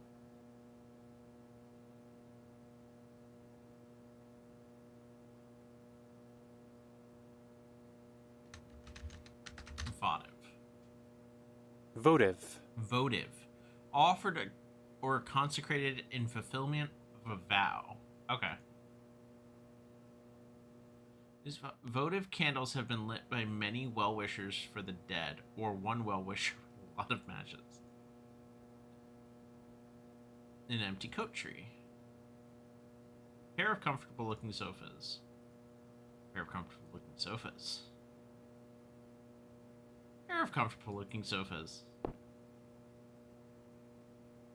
Schedule of this week's funerary events.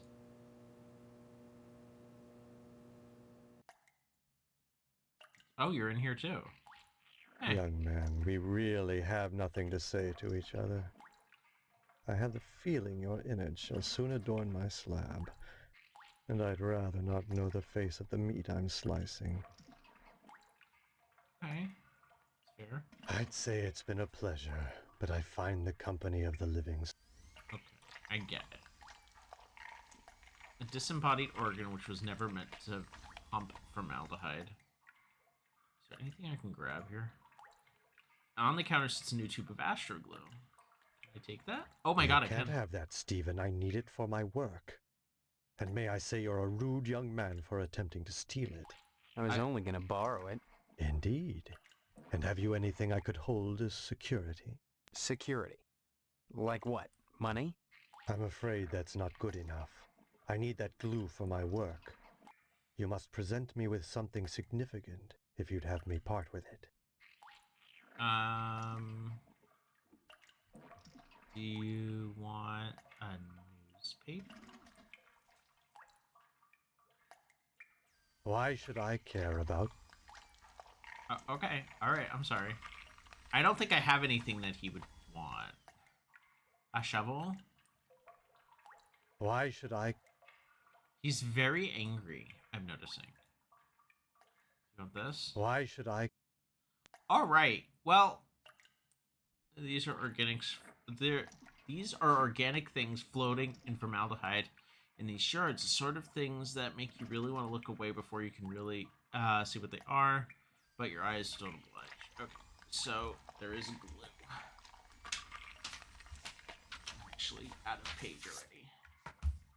Glue in mortuary. Okay. Still confused. Lies on 33 degrees Fahrenheit? What? Really?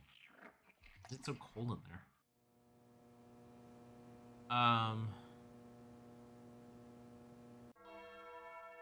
Creepy. Rows and rows of empty wooden pews caked with the dust of indifference. Jesus Christ. Small lectern for a priest.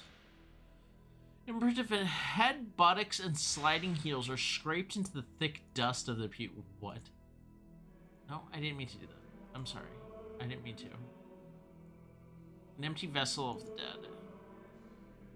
A hauntingly beautiful stained glass window in which a man holds a scythe in one hand and some ethereal power in the other. A saint kneels before a shepherd, jubilantly terrified.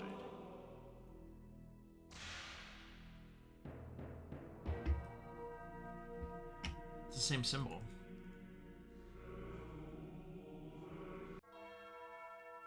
Anything? Exquisite chandelier. Can't check that cabinet.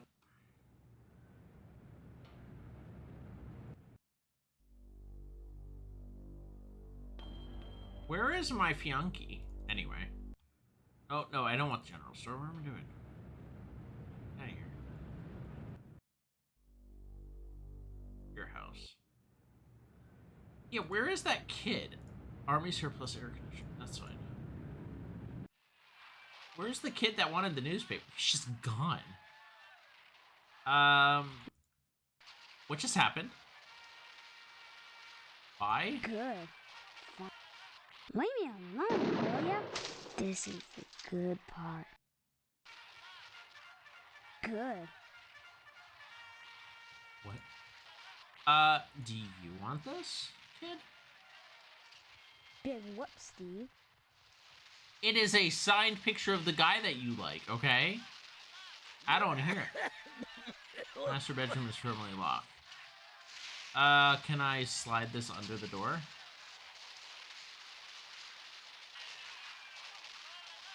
Well, that didn't work.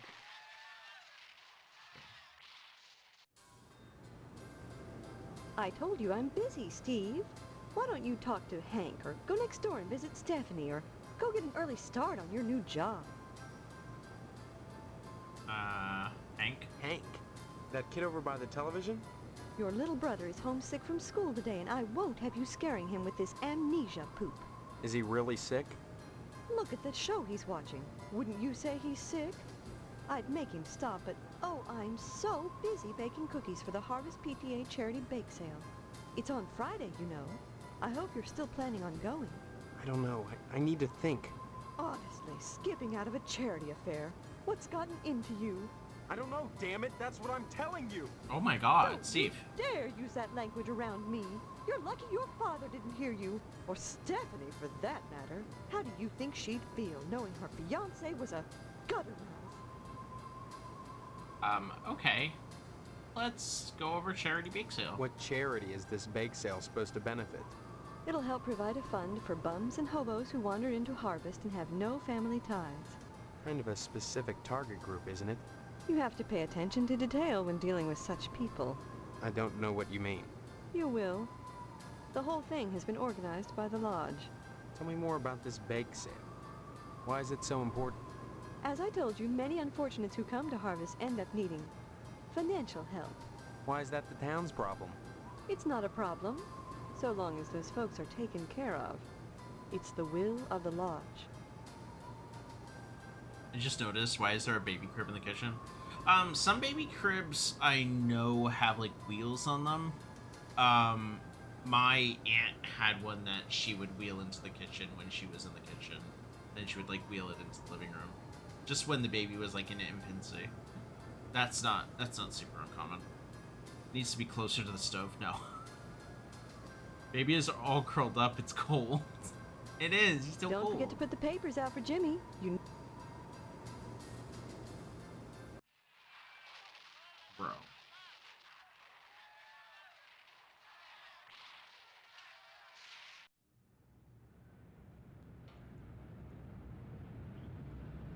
Bake sale flyers.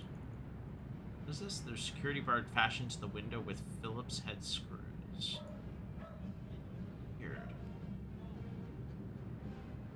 Steel barbs wrench signals from the air. Okay.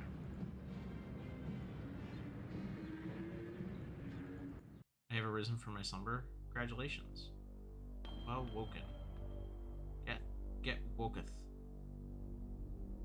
Alright, so I don't know where to go then.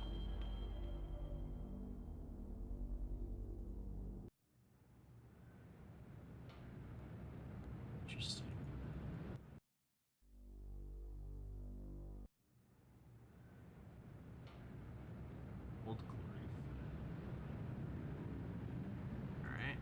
Wait, whoa, whoa, whoa, what was on that wall?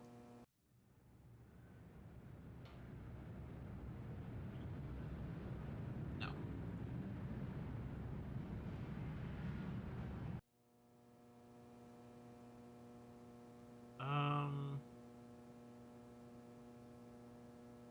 No. Let's save.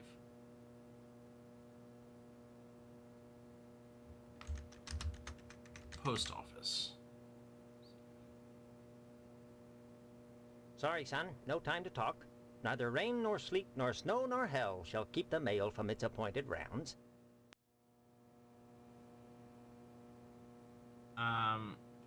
Application.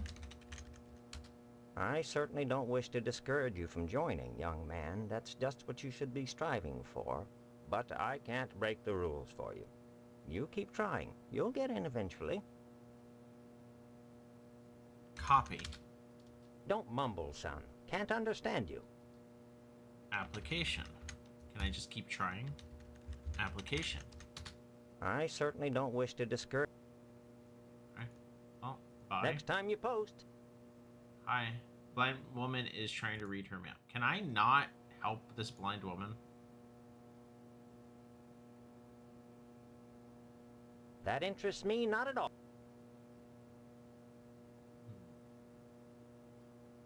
Am I already stuck? You want this permissions? That interests me.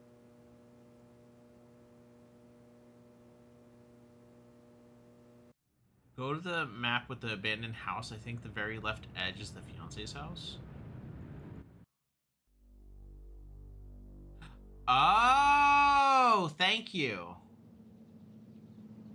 The garage door needs a new paint job.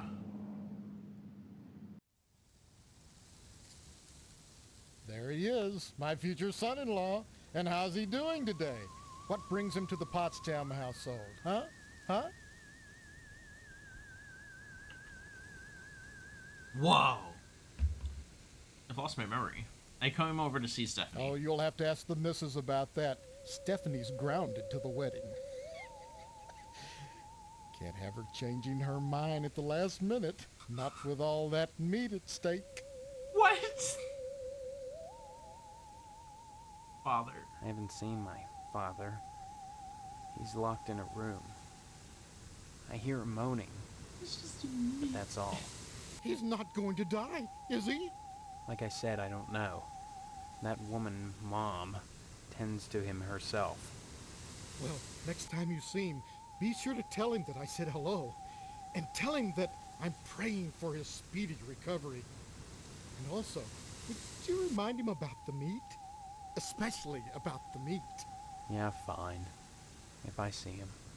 You should be more concerned. If he dies, then who's going to take over the slaughterhouse? Who's going to tend to the meat? I guess as his son, you'd take over. Right? Yeah. Slaughterhouse.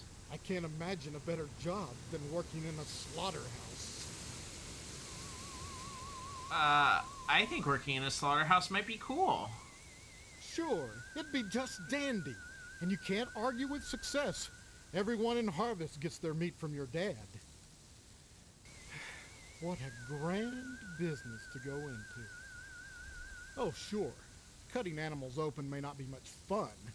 Reaching into their bodies and yanking out the bloody guts, intestines dangling and slapping against you. God. The smell of death and shit in your nostrils all the time. Well, those are all definite cons. But once you're done, the guts have been washed into the gutters. The fuck? What are you left with? Meat.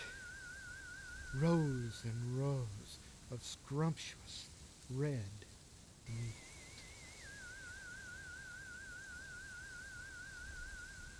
Ain't she like in her 20s? She's 17. Meat. Meat is the foundation of any decent society. Everyone needs at least 3 servings of red meat a day. What? Anyone who says otherwise is a commie. Oh. And once you're married to Stephanie, I'll be part of the family too. And your father will give me all the meat I want. Kind of makes up for not getting into the lodge. Yeah? Why are Lodge? you so anxious to get into the lodge?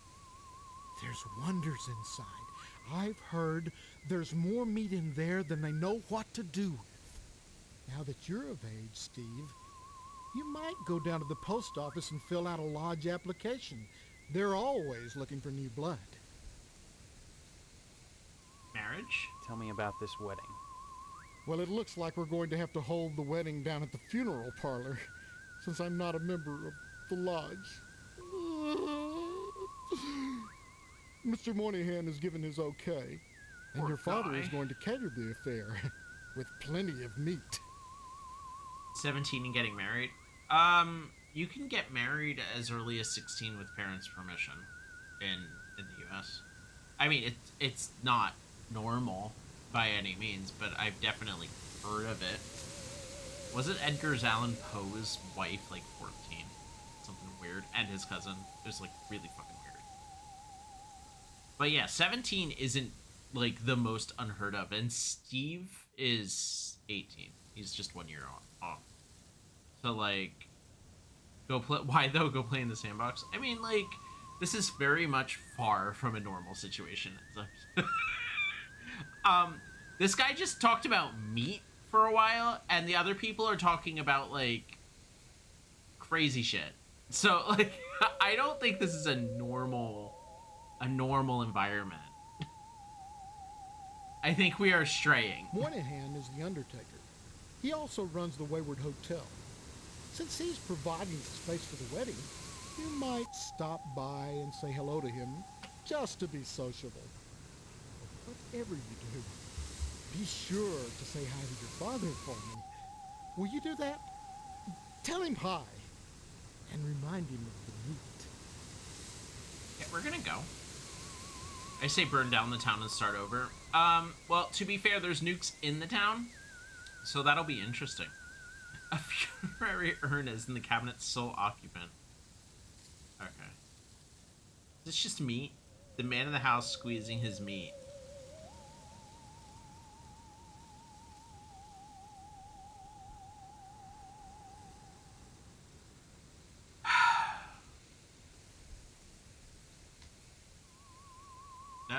Alright. Giant mutant asparagus. Inexplicably robust given the fact that it's encased in red concrete.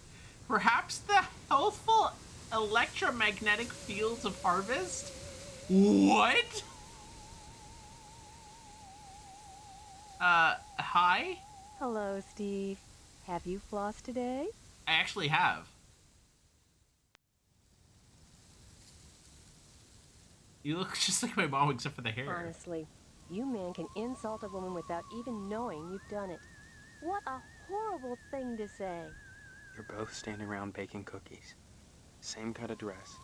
Same pearls. So bizarre. There's nothing bizarre about baking cookies. The Harvest Charity Bake Sale is Friday, you know, and by gosh, Mrs. Marvin Potsdam Jr. can be counted on to do her share. Pearls. Just because I'm doing housework doesn't mean I have to be a drudge. It's a wife's duty to look good for her husband at all times. What's wrong with wearing pearls, for heaven's sake? Nothing, but you look like June Cleaver. Some kind of sitcom mom. Sitcom? Geez, you know, a situation comedy. The weird part is, I can't remember how I know that. I'm much too busy with housework to watch TV. Maybe Mr. Potsdam would know about sitcoms. Stephanie doesn't watch TV, though. She's grounded. Grounded? Mr. Potsdam feels there's too much at stake to allow Stephanie to run around loose. She doesn't want to get married either, huh? Are you saying you don't want to marry my daughter? I don't know your daughter, Mrs. Potsdam. Why is she grounded? Afraid she'll run away before the wedding? No! She's as delighted as we are about the wedding, every bit as delighted as we are. But she might get hit by a car, or a falling piano, or who knows what. Whoa. Mr. Potsdam wants us all to be one happy family, and he doesn't want to risk anything happening at the last minute. This is the 60s, 70s era. This is 50s, they said, which is even more weird. So the marriage at that age was kind of seen as normal during that time. Yeah, arranged marriage wasn't. It's like it's super uncommon now. It wasn't common then, but it happened. If I was at work and my coworker said that she was in an arranged marriage, where she was 17 and her husband was 18 and they didn't really know each other, I would be like, oh, that's weird, but I wouldn't like it. My thought process wouldn't go anywhere further than that. I would be like, oh, that's weird. Like, how's that going? Like, I wouldn't be appalled. I wouldn't be like, oh my god. Oh, she was like 12, then yeah, I would be like, what the fuck? Are you okay? Blink twice if you need an adult. Love me some Leave It to Beaver. I get that. Can I see Stephanie? I don't see any reason why not. Alright, Mr. Potsdam? You mustn't be too hard on Mr. Potsdam, Steve. He's a disappointed man. No matter how many lodge admission forms he fills out, they keep turning him down. He has a new application in, though, so keep your fingers crossed. If he joins the lodge, you and Stephanie can have your wedding in the Chapel of Love, rather than over at Moynihan's place. Let's go over Mr. Moynihan. Mr. Moynihan runs the Wayward Hotel and the Shady Oaks Funeral Parlor. It's rumored he has connections with the lodge, but the order keeps that kind of thing secret. So Mr. Potsdam has tried to get him to put in a good word for his lodge application, but so far... Okay. Give my regards to your parents. Entire kitchen has a minty fresh look and tint. I like it. Icebox is locked. Interesting. Entire kitchen has a minty fresh tint. Honestly, I wish Dilly would put a lock on our refrigerator. I would lose some of this. But I have to keep going in. I need the food. Plastic plant, freshly watered soil. Why are there so many plastic plants with watered soil? Along with little styrofoam balls. That's not what moths... What? Bushes are preventing it from opening. What?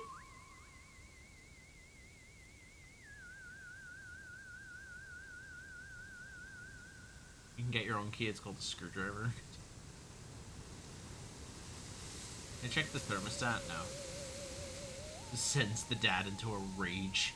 It's, you know, one of those things. Ah. Plastic plant has enough water to last a good while. It's a plastic plant. Is this the right bed room? I'm just picking the middle one first. Okay, wait, hold up. I don't want to talk to you yet. Wait for me. Closet door won't budge. That's a bathroom. Wait, where's their bedroom? Picture on the wall is hanging a little bit crooked.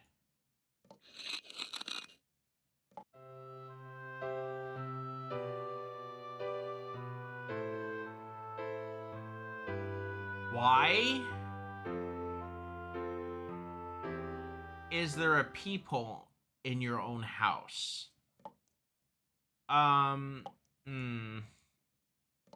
That's just... What? No, I don't want to see it again. Okay. Medicine cabinet reeks of various toiletries. Bad horny game. Is it though? Because it's even more creepy because the only man that lives here is her dad. Someone's been using this plastic plant as a toilet. Mr. Potsdam has been taking his plastic plant joke too far. Oh my god. A thin layer of hair coats of virtually every inch of the ceramic, and the rubber ducky has seen better days.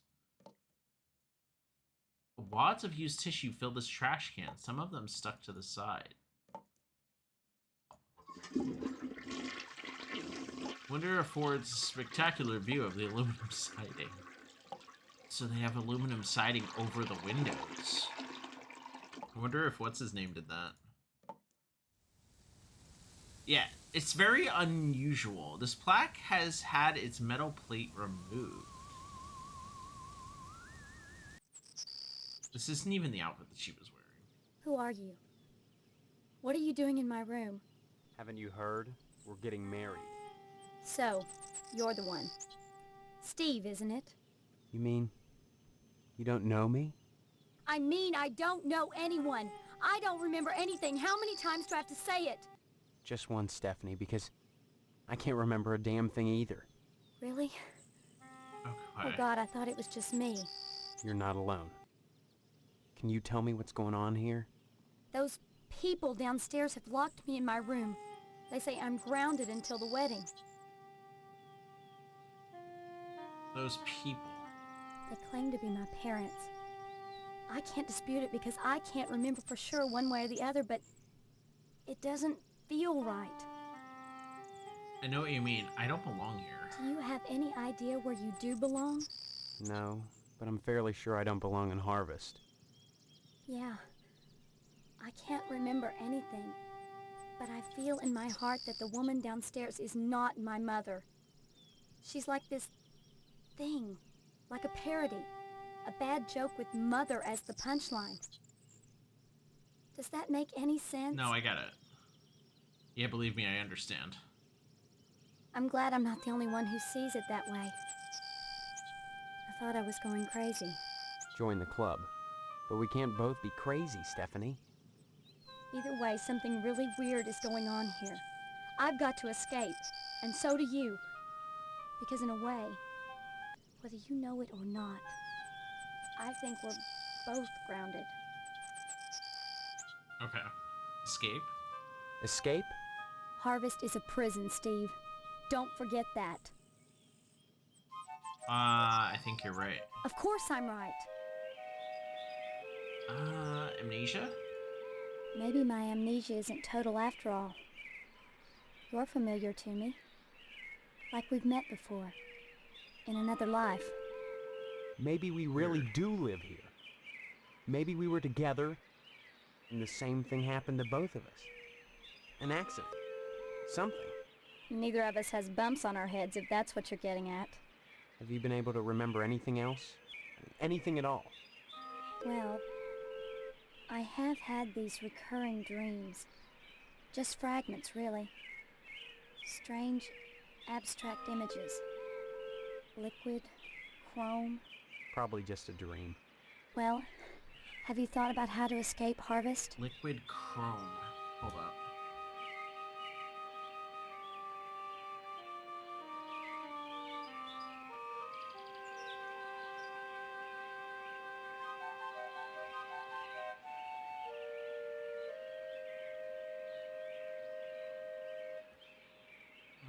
Wedding? The wedding is only 3 weeks away. Not much time to get to know each other, is it? The idea of a wedding doesn't seem so bad. But I wouldn't marry anyone with things, you know, as they are. Yeah, well, they can't force us to go through with it. If it comes down to it, we just won't take the vows. I don't think anything in Harvest is that simple. Too many people are determined that we get hitched. Why? Potsdam wants the meat your father promised him. Your parents want to force you to settle down. Mrs. Potsdam wants to have the wedding in the lodge. Me? I just want to escape. I mean, a wedding doesn't necessarily mean anything if you're just gonna get annulled or divorced like 5 minutes later. Lodge. Everything in Harvest seems to revolve around this damned lodge. This Order of the Harvest Moon. They're responsible for this insane bake sale that's coming, and for the Harvest Blood Drive, too. When people talk about the lodge, it's always in this hushed, reverent tone. Mom keeps telling me that women can't join, but she keeps pressuring me to get you to join. She's not the only one who wants me to sign on with the lodge. That's probably the worst thing you could do. Why? You think the lodge is some kind of trap? I think all of Harvest is a trap. If that's true, maybe joining the lodge is the way out. Yeah. Look, Why not explore the town a little? I can't get out of here, but if I could, that's what I'd do. Maybe you can figure out what's happening here without going anywhere near the lodge. You're really afraid of the lodge, aren't you? It I is look unsettling. at that building, all lit up at night, and I get scared. I mean, look at the damn thing. Seem like a harmless bunch of Masons to you?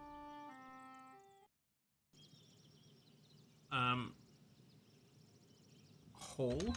There's a hole in the bathroom? Stephanie, I think you should know. Okay, There's cool. a peephole hidden behind the picture in the bathroom. You mean a peephole? They're spying on me? I'm afraid so. So that's the scraping I hear every night. The picture sliding along the wall. Disgusting. I've got to get out of here, Steve. The thought of that fat slob watching me. I'll question Potsdam about it. Maybe if he knows I know, it'll scare him off. Thank you, Steve. I don't know what I'd do without you. Aww. Why are all of the plants plastic? Plants? You're not making sense.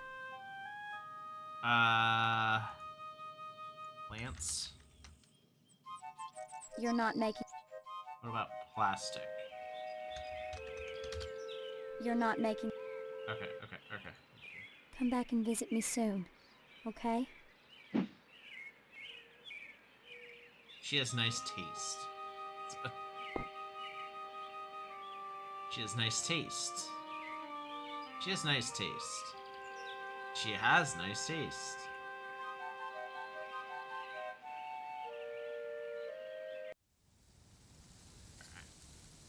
Alright. Let's see.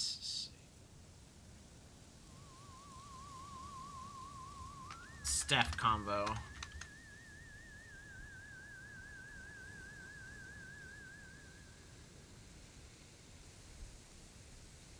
If it isn't my favorite son-in-law, what brings you here again?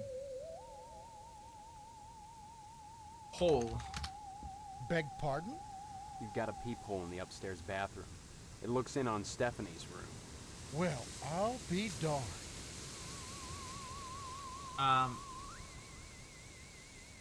Obviously, Mrs. Potsdam is a lesbian. Mrs. Potsdam's never been to Lebanon in her life. Someone's peeping in on Stephanie. If it's not Mrs. Potsdam, then who is it? Seems that Mrs. Potsdam has a little problem. I'll handle it myself. Thanks for calling this to my attention, Steve. Then you won't mind if I tell Stephanie about it. Now, there's no need to scare Stephanie with this business. I guess not. So long as you patch that hole. Well, I guess I could hang that picture somewhere else. I thought you had no idea where it was. Uh-huh. Let's tell Miss Potsdam Hello, dear. about it. Come to see Stephanie, have you? She's upstairs. Hole. Sorry, I didn't catch that. Oh, she doesn't want to hear about it. What about the key to your icebox? Sorry, I didn't catch that. No? There's a bush blocking your doorway? Sorry, I didn't catch that. Okay, fair. Give my regards. If it isn't my... What about meat? Meat is the foundation of any decent society. Everyone needs at least 3 servings of red meat a day. God damn it. Okay, bye.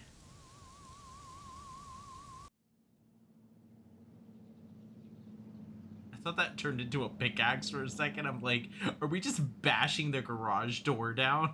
What is happening?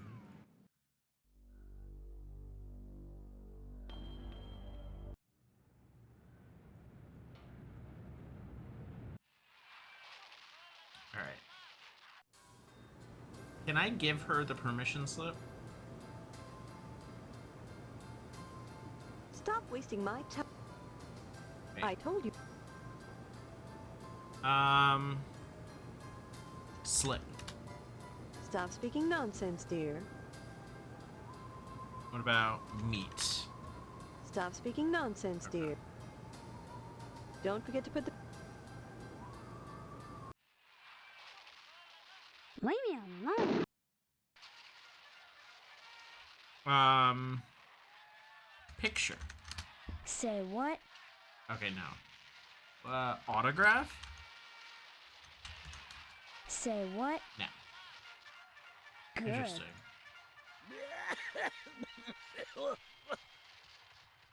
Door's still for. How do I get in there?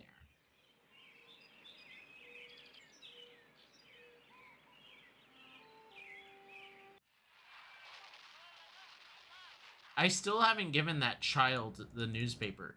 Did I screw up already? Gain Memorial School. We never went in here. Hello. Steve, good of you to drop by, big guy. Haven't seen you since graduation. A lot of changes, I hear. You could say that. Good, good. That's a nice part of my job. Turning fine young men and women out into the world, and then watching them prosper. Of course, I was able to reach more people at the old Sentinel, God bless her. But then again, I never got to see the results of my work up close before. Who are you? You know very well I'm Mr. Harold, the principal of Gain Memorial. Steve, I've heard about this amnesia nonsense. I had hoped you'd be in the lodge by now, fine young fellow like yourself. But now, I think maybe you need a little more quality time. Okay. Big guy? Why do you keep calling me big guy? A sign of respect, lad. As principal, my station is higher than yours now, but you never know what the future holds, so you should always hedge your bets and pay tribute to your inferiors.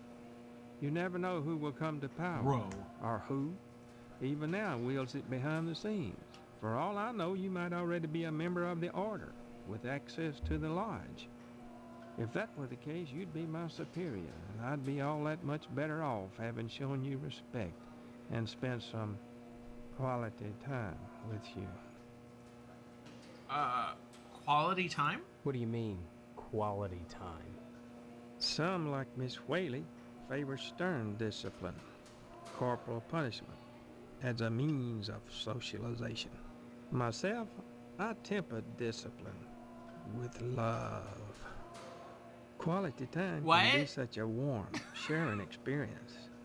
After just a few sessions, you'd stop this amnesia nonsense and become a productive member of society and a fit candidate for the lodge. What? Screams and gay. What? Sir, keep 3 feet from us? Amnesia? You turned out pretty good, except for that amnesia nonsense. It's not nonsense. Well, you always were a kidder, Steve. You always were a kidder, Maybe Steve. You need a little straightening out. Oh, the things I could do to you. You'd be a much finer young man with just a little quality time.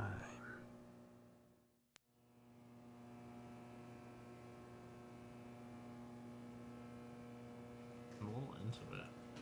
Drop in again soon. Adult education is a wonderful thing, as is adult quality time. Okay, you know... Okay. Yup. Alright.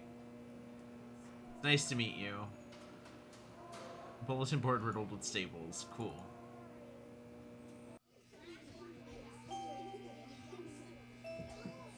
My goodness, class, this is Stephen. He used to be a student here at Gein Memorial. Say hello, class.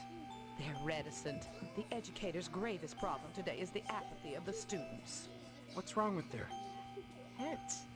I can tell you in one word, Stephen. Discipline. Thank goodness you weren't a sulky bear. You were always a smiley bear. These children have the same head. You remember me? Not as such. So many pupils, Stephen. They come and they go. But I can always spot those who were nice boys.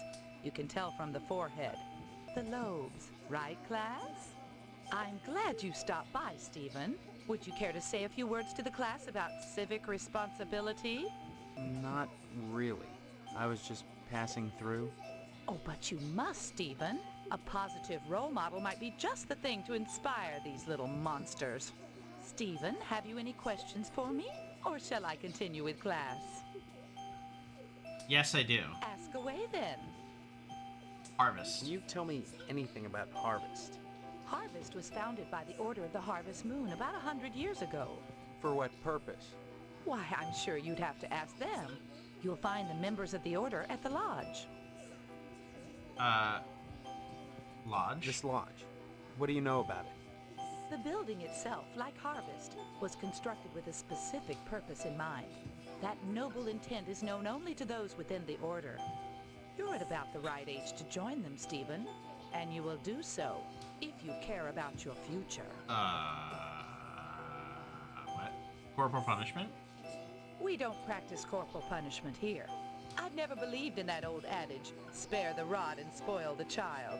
A rod is too thin, but a baseball bat, that bridges the generation gap quite nicely. Bro! Oh dear, Colonel Monroe is conducting another air raid drill. Everyone into the hallway, quick!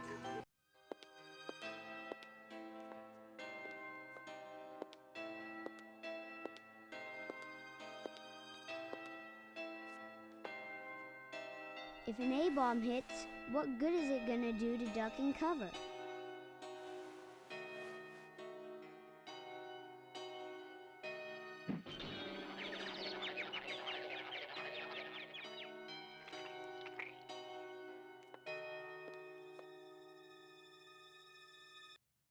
My stars, that was exciting.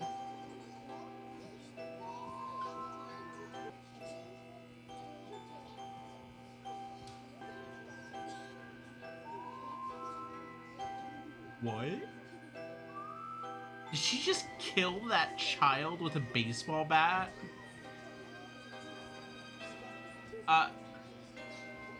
What? Quality time. We don't follow, do we, class? Bat? We don't follow, do we, class? Okay, we're leaving. Bye. Stop by. The children look stunned and zombified. Yeah, there's something going on. Can I have that bat? Rough sketch of the lodge. What's happening? Projector carefully engineered to sound good when played underwater.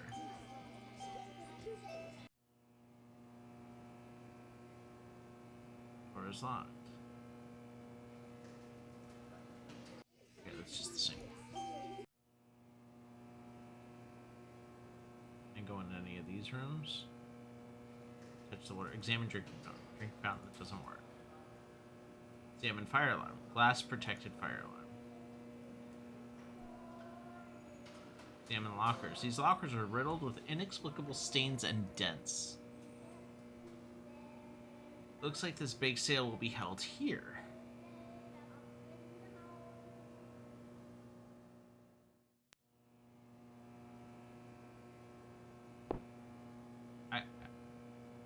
I could use some quality time, sir.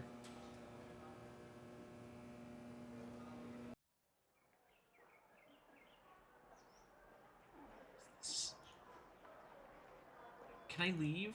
I can't leave! Oh, okay, cool. There's the meat plant. We already did that.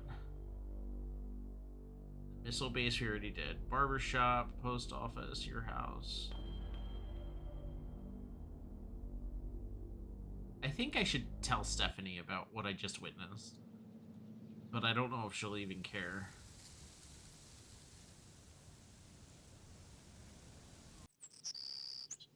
Steve, it's good to talk to you, but if we're going to escape this wedding thing... Bake sale? You're not making sense. Okay. Teacher. You're not making sense. Okay. Lodge. Everything in Harvest seems to revolve around this damned lodge. This Order of the Harvest Moon. They're responsible for this insane bake sale that's coming, and for the Harvest blood drive, too. Blood When drive? people talk about the lodge, it's always in this hushed, reverent tone. Mom keeps telling me that women can't join, but she keeps pressuring me to get you to join. She's not the only one who wants me to sign on with the lodge. That's probably the worst. Okay, we already heard this. Look. You're really afraid of them. Okay. Come back and visit.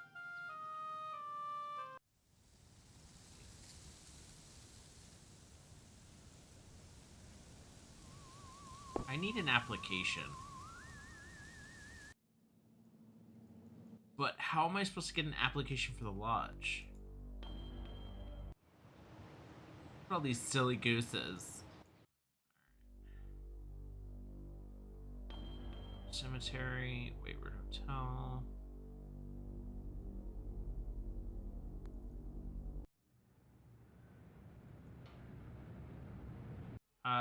Do you want this?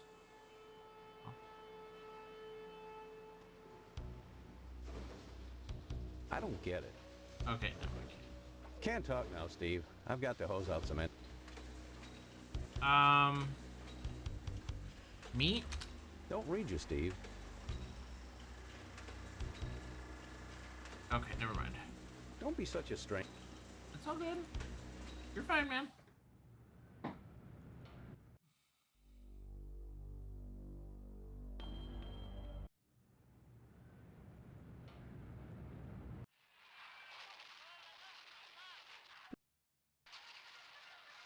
Good. Okay, you know, examine coloring book. Crayons and red range rider coloring book. Can I take that? No.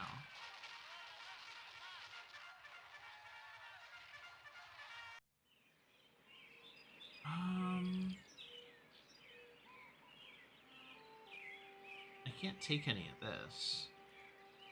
Acne medication. Empty acne medication container. Okay. Or not.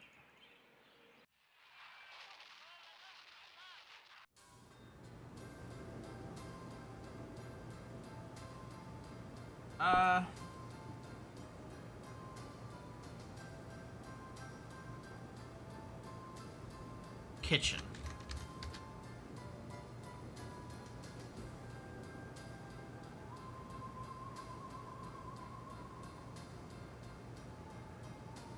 I can't hit her.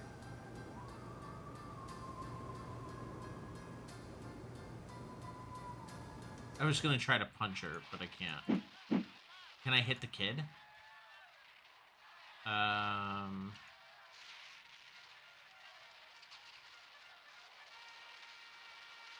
can't get close enough to hit the kid.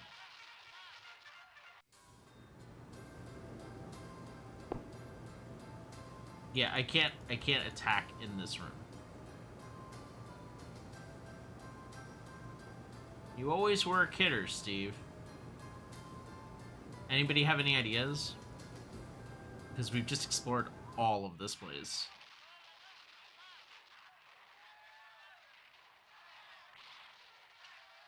Why is he not in school? Because he's homesick. That's what that was the very first thing that they told us. He's sick. His tummy hurts and he has a headache.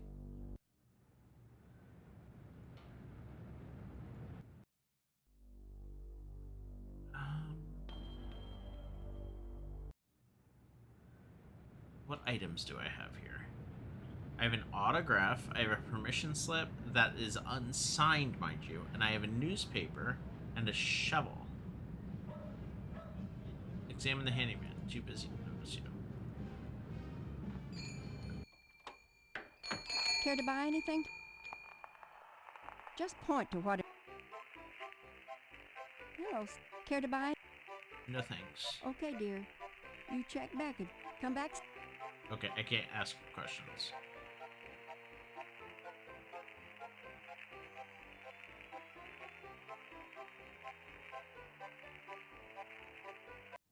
She looks like a female Gordon Ramsay. Damn it. It's so messed up. Poor Gordon Ramsay. He didn't deserve that.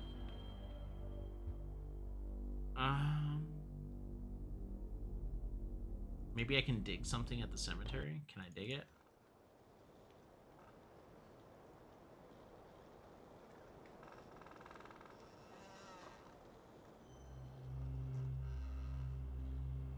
Well, that didn't work. Okay. Well, that didn't work. Damn it. Well, that didn't work. Okay. Damn it. Well, that didn't work. Okay. Man.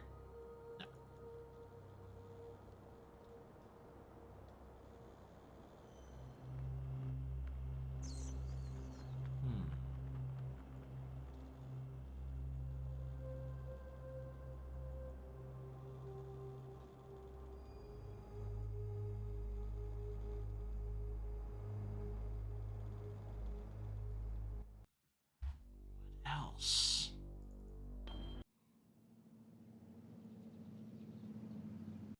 He's still in here. Young man. I'd say...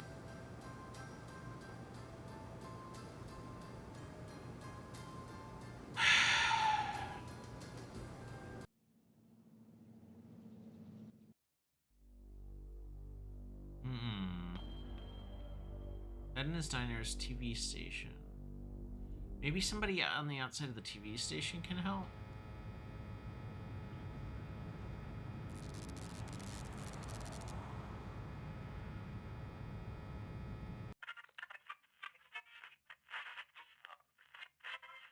Camera. Pause. Can't talk now, buckaroo. Autograph? Why, you're spouting nonsense, cowpoke. God damn it. Okay. Happy trails.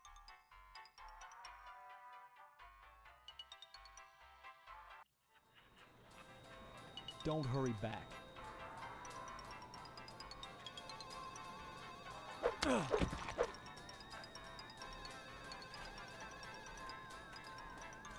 What? Searching the desk, you find a combination for the safe bin. Did I just kill a man?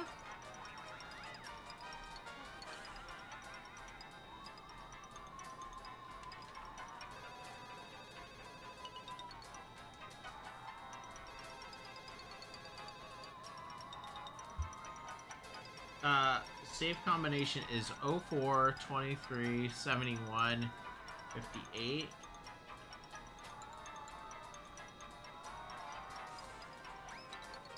Why do I feel like I'm not supposed to kill him? Let's load. But I'm gonna keep that combination.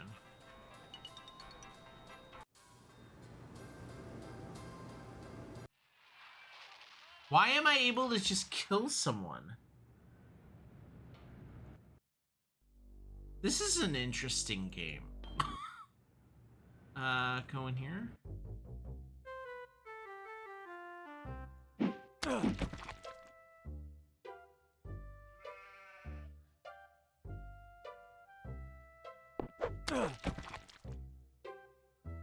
What the hell?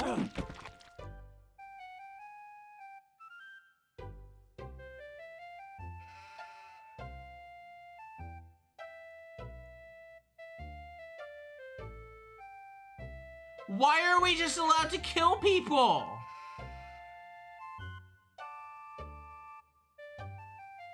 Wait. Is this how we get the application from the postman? Bro.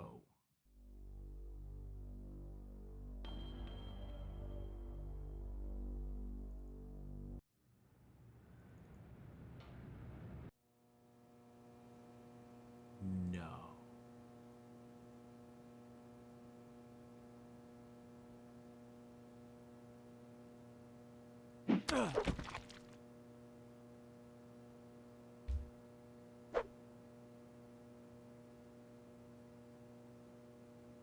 It didn't give me it.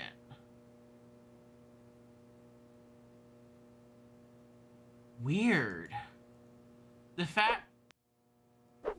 can I go over here? I can't kill her. No witnesses. Well, that's the thing.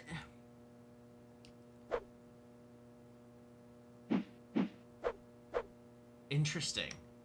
Well, it didn't give me anything, but it did give me something for that postman guy. Or not the TV host guy. Why did that give me a safe combination? Oh wait, I can hit my mom.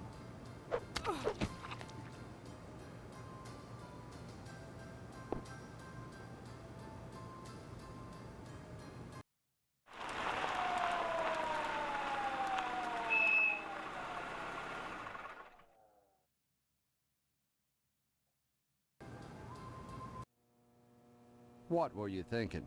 Attacking someone like that? With so many witnesses around? You'll have plenty of time to think about it, boy. Somebody help me! What do you people Mom is want much from better. Too late for that, boy. Ain't it, Sergeant? Indeed it is, Sheriff. Answers may only be found in the lodge, and you must be alive to seek them.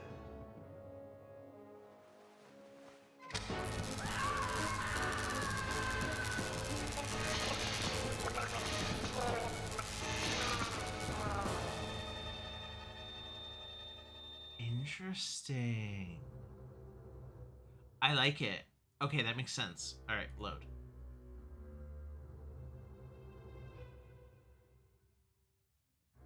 He is hot? Yeah, no. Oh, God, yeah. No. Examine trash can. Freshly baked cookies are in the trash can. Can I take some of them?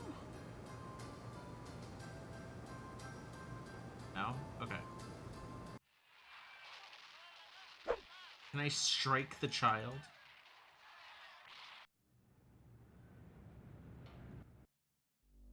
I find it the most interesting that not only can we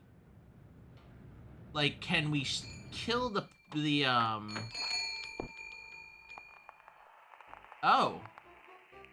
TV guy, but we get something from killing him. What is this? Slightly used wrench. You must pay Mrs. Phelps before you can buy anything. Cow bleeding a robust a cow is bleeding a robust coffee on these Harvest Blend coffee can labels. An adult magazine for 25 cents. You must pay Mr. Okay, how much was this? Oh, you know, it doesn't say. Cans of soup, probably rat poison? What? Black electric tape. You must pay Mrs. Phelps. Okay, whoa. Wrench. Tape. Soup. What else is in here? Adult magazine.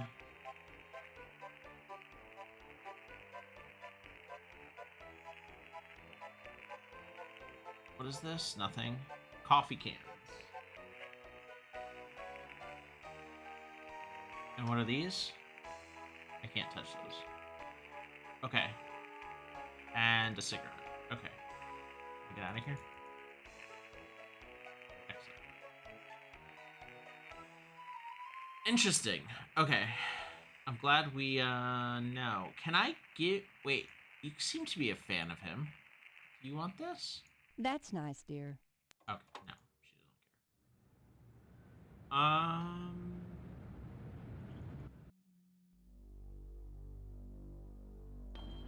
What about the abandoned house? Did we get anything from killing her? Have you checked his whole bedroom? I have not. Well, I mean, I can. I thought I did, but weirder things have happened. Oh, God damn it. I didn't mean to skip through that. Hold on. Let me try to kill the wasp lady because that was a cutscene.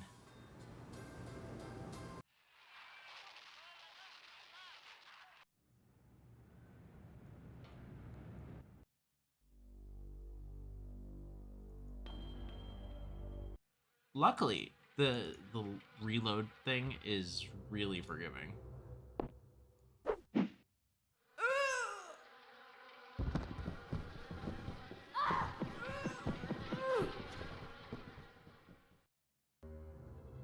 Bro, she is part bug.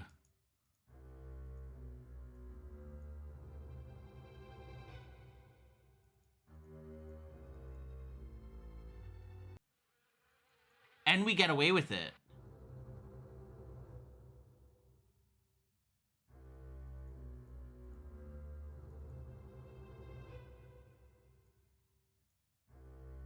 Interesting.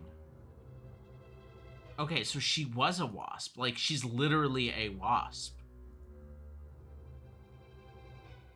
Weird. I mean, I don't know what I was expecting, but, like, everything's on the table at this point.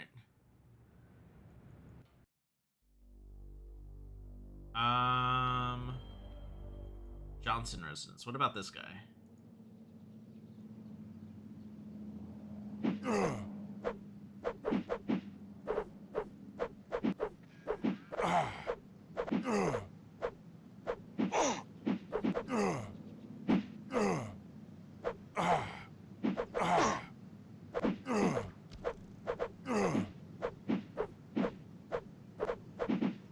Die!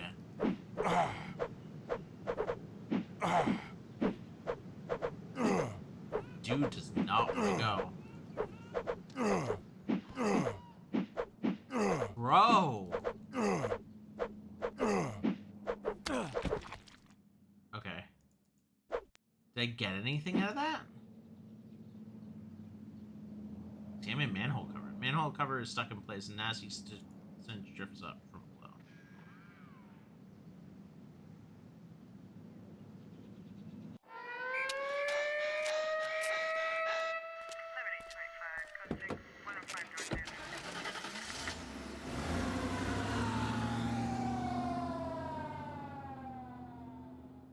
Okay, so if you just kill him in the streets, it does the same thing. Okay, cool. I like it. I like that there's, like, a consequence.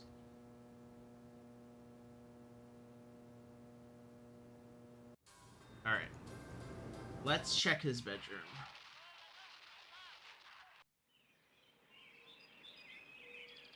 I thought I checked everything in here. Check that, check that. The saddle shoes. 7 flannel shirts. Peer through the thin layer of dust at your reflection. I've checked all of this.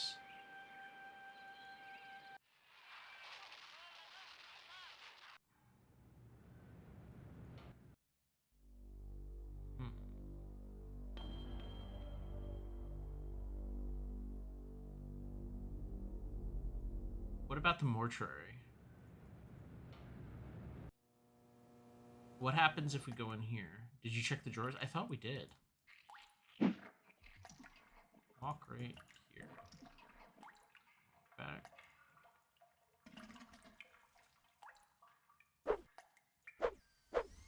No, I can't. Okay. Did you check the... I'll check the drawers again. I thought I did.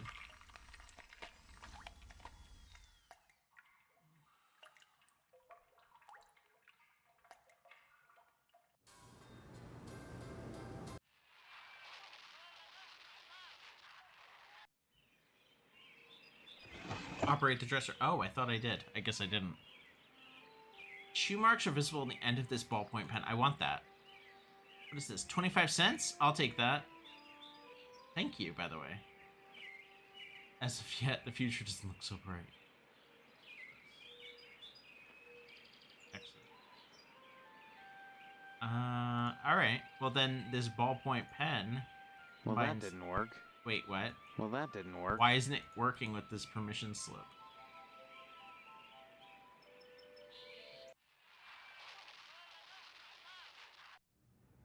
Alright, well, I mean, now we have that. We can actually save. Let's go to the general store first. And we'll save over this one, because all we did was get our stuff.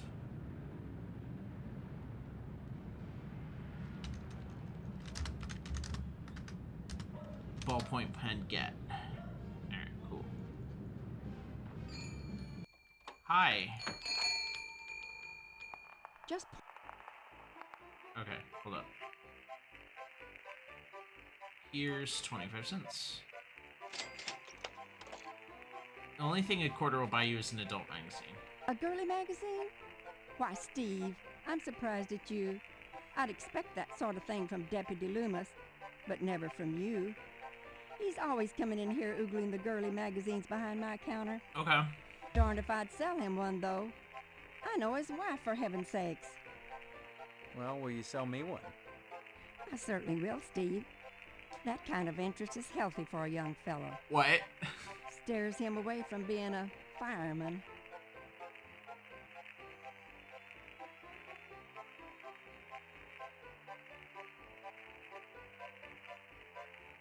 Devilish.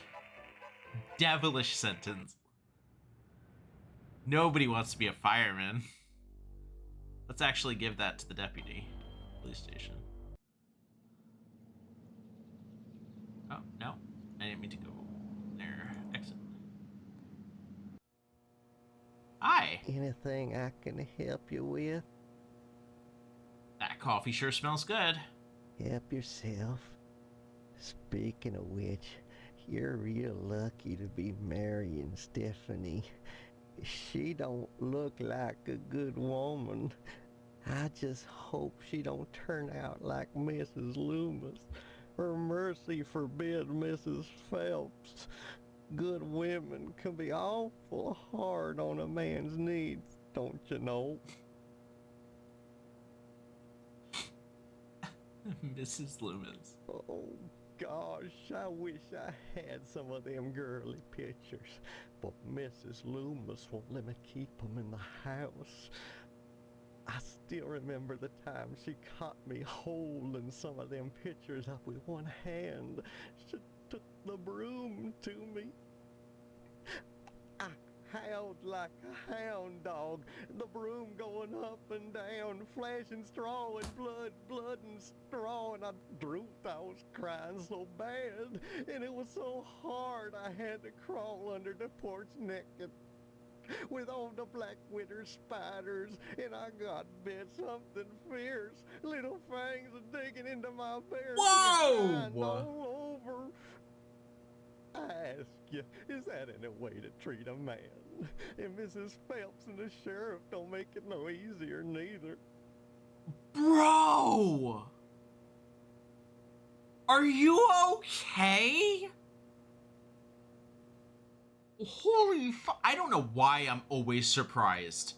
If Sheriff Dwayne had a little kindness, he let me get around the little lady by letting me keep some of them picture books here, even if Mrs. Phelps would let me buy one. But see, he won't let me keep none here neither. He don't like me getting the jail mattress all marked up, don't you know? Sometimes a man can be good with a gun or a knife, but even so, one-handed and all, he can get a little off in his aim. Ain't no shame in it. That's why the good Lord made evaporation and such. But the sheriff, he don't like it, and don't pay no mind to a man's needs no more than Mrs. Loomis. Bless her. What is this game? Anytime. Okay. Well, first of all, do you want this? I know he said you can't keep it, but... Oh, by George. Oh, by Jiminy. Oh, this here's the real thing. Oh, can I have it? Yeah, yeah, that's fine. Yeah. Oh, thank you, Steve. Excuse me, kiddo. I gotta go check the jail for clean towels.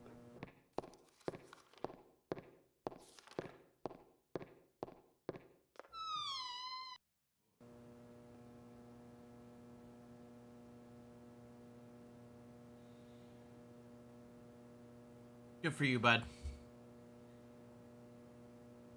Examine the drawers. Drawer is unlocked. Can I have everything? Keys to the evidence room. Sheriff Dwayne's checkbook. Take that. Barely legible note. Take that. Anything else?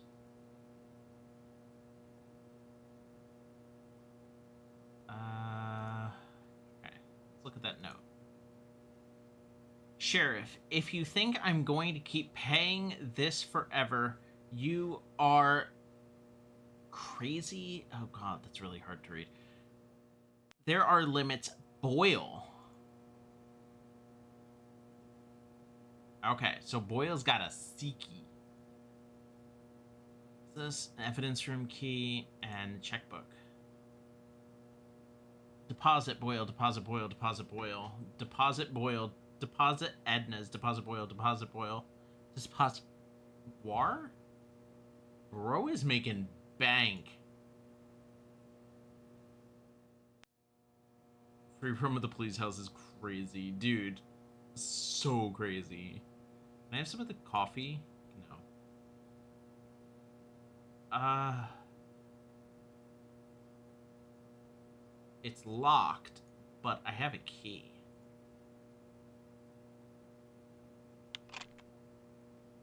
Okay. All right, we're saving here.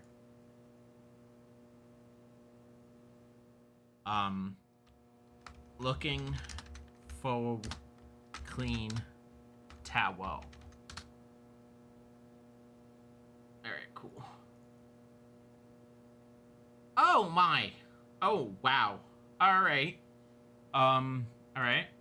Not surprisingly, Loomis tainted this evidence. Of course he did. Looks like there's one of Loomis's late relatives. All right. An InstaShot camera, just point and click. I can take that. Bathroom kid is missing the razor.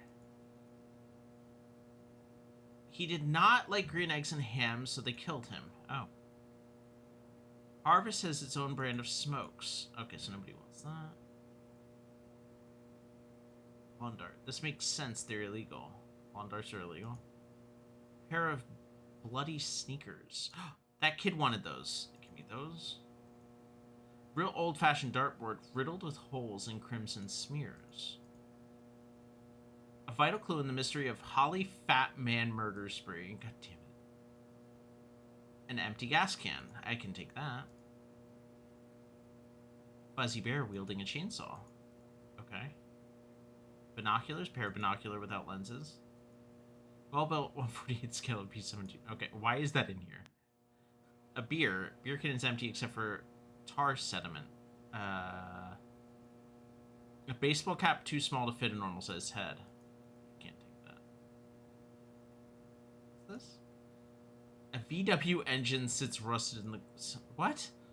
Why is there a Volkswagen engine? Examine the shelf. A nifty little evidence shelf.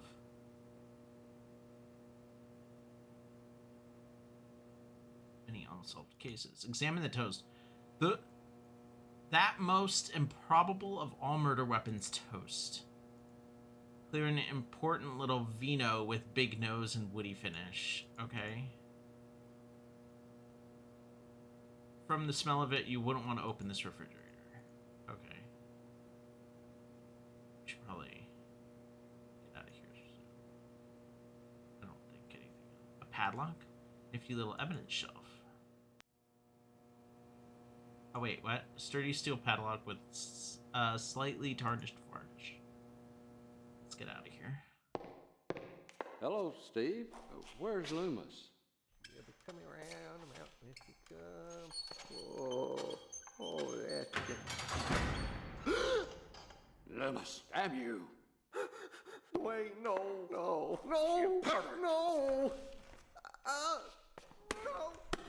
Lighting up the mattress again. Folding up the towels. Trying to snake.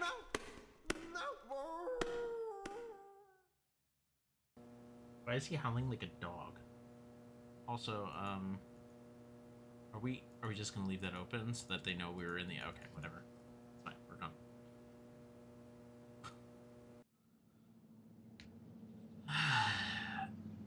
Why does he howl like a dog? I mean...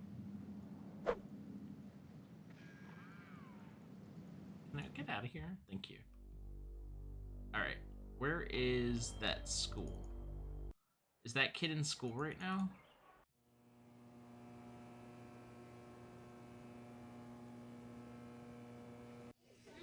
Was his name James? Stephen, I'm glad that discipline. James. We don't follow, do we? Stop by. Seeing you here again, one would think you'd never graduated. Nostalgia is a waste. James? I think his name is James, right?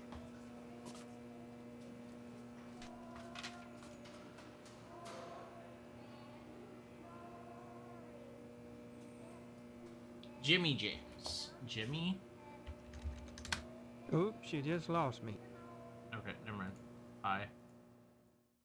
Drop in again.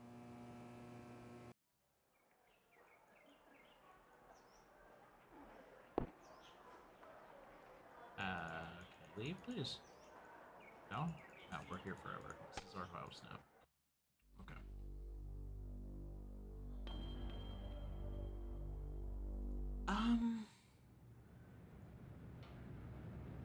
Where is that kid? I have to give him this sneakers.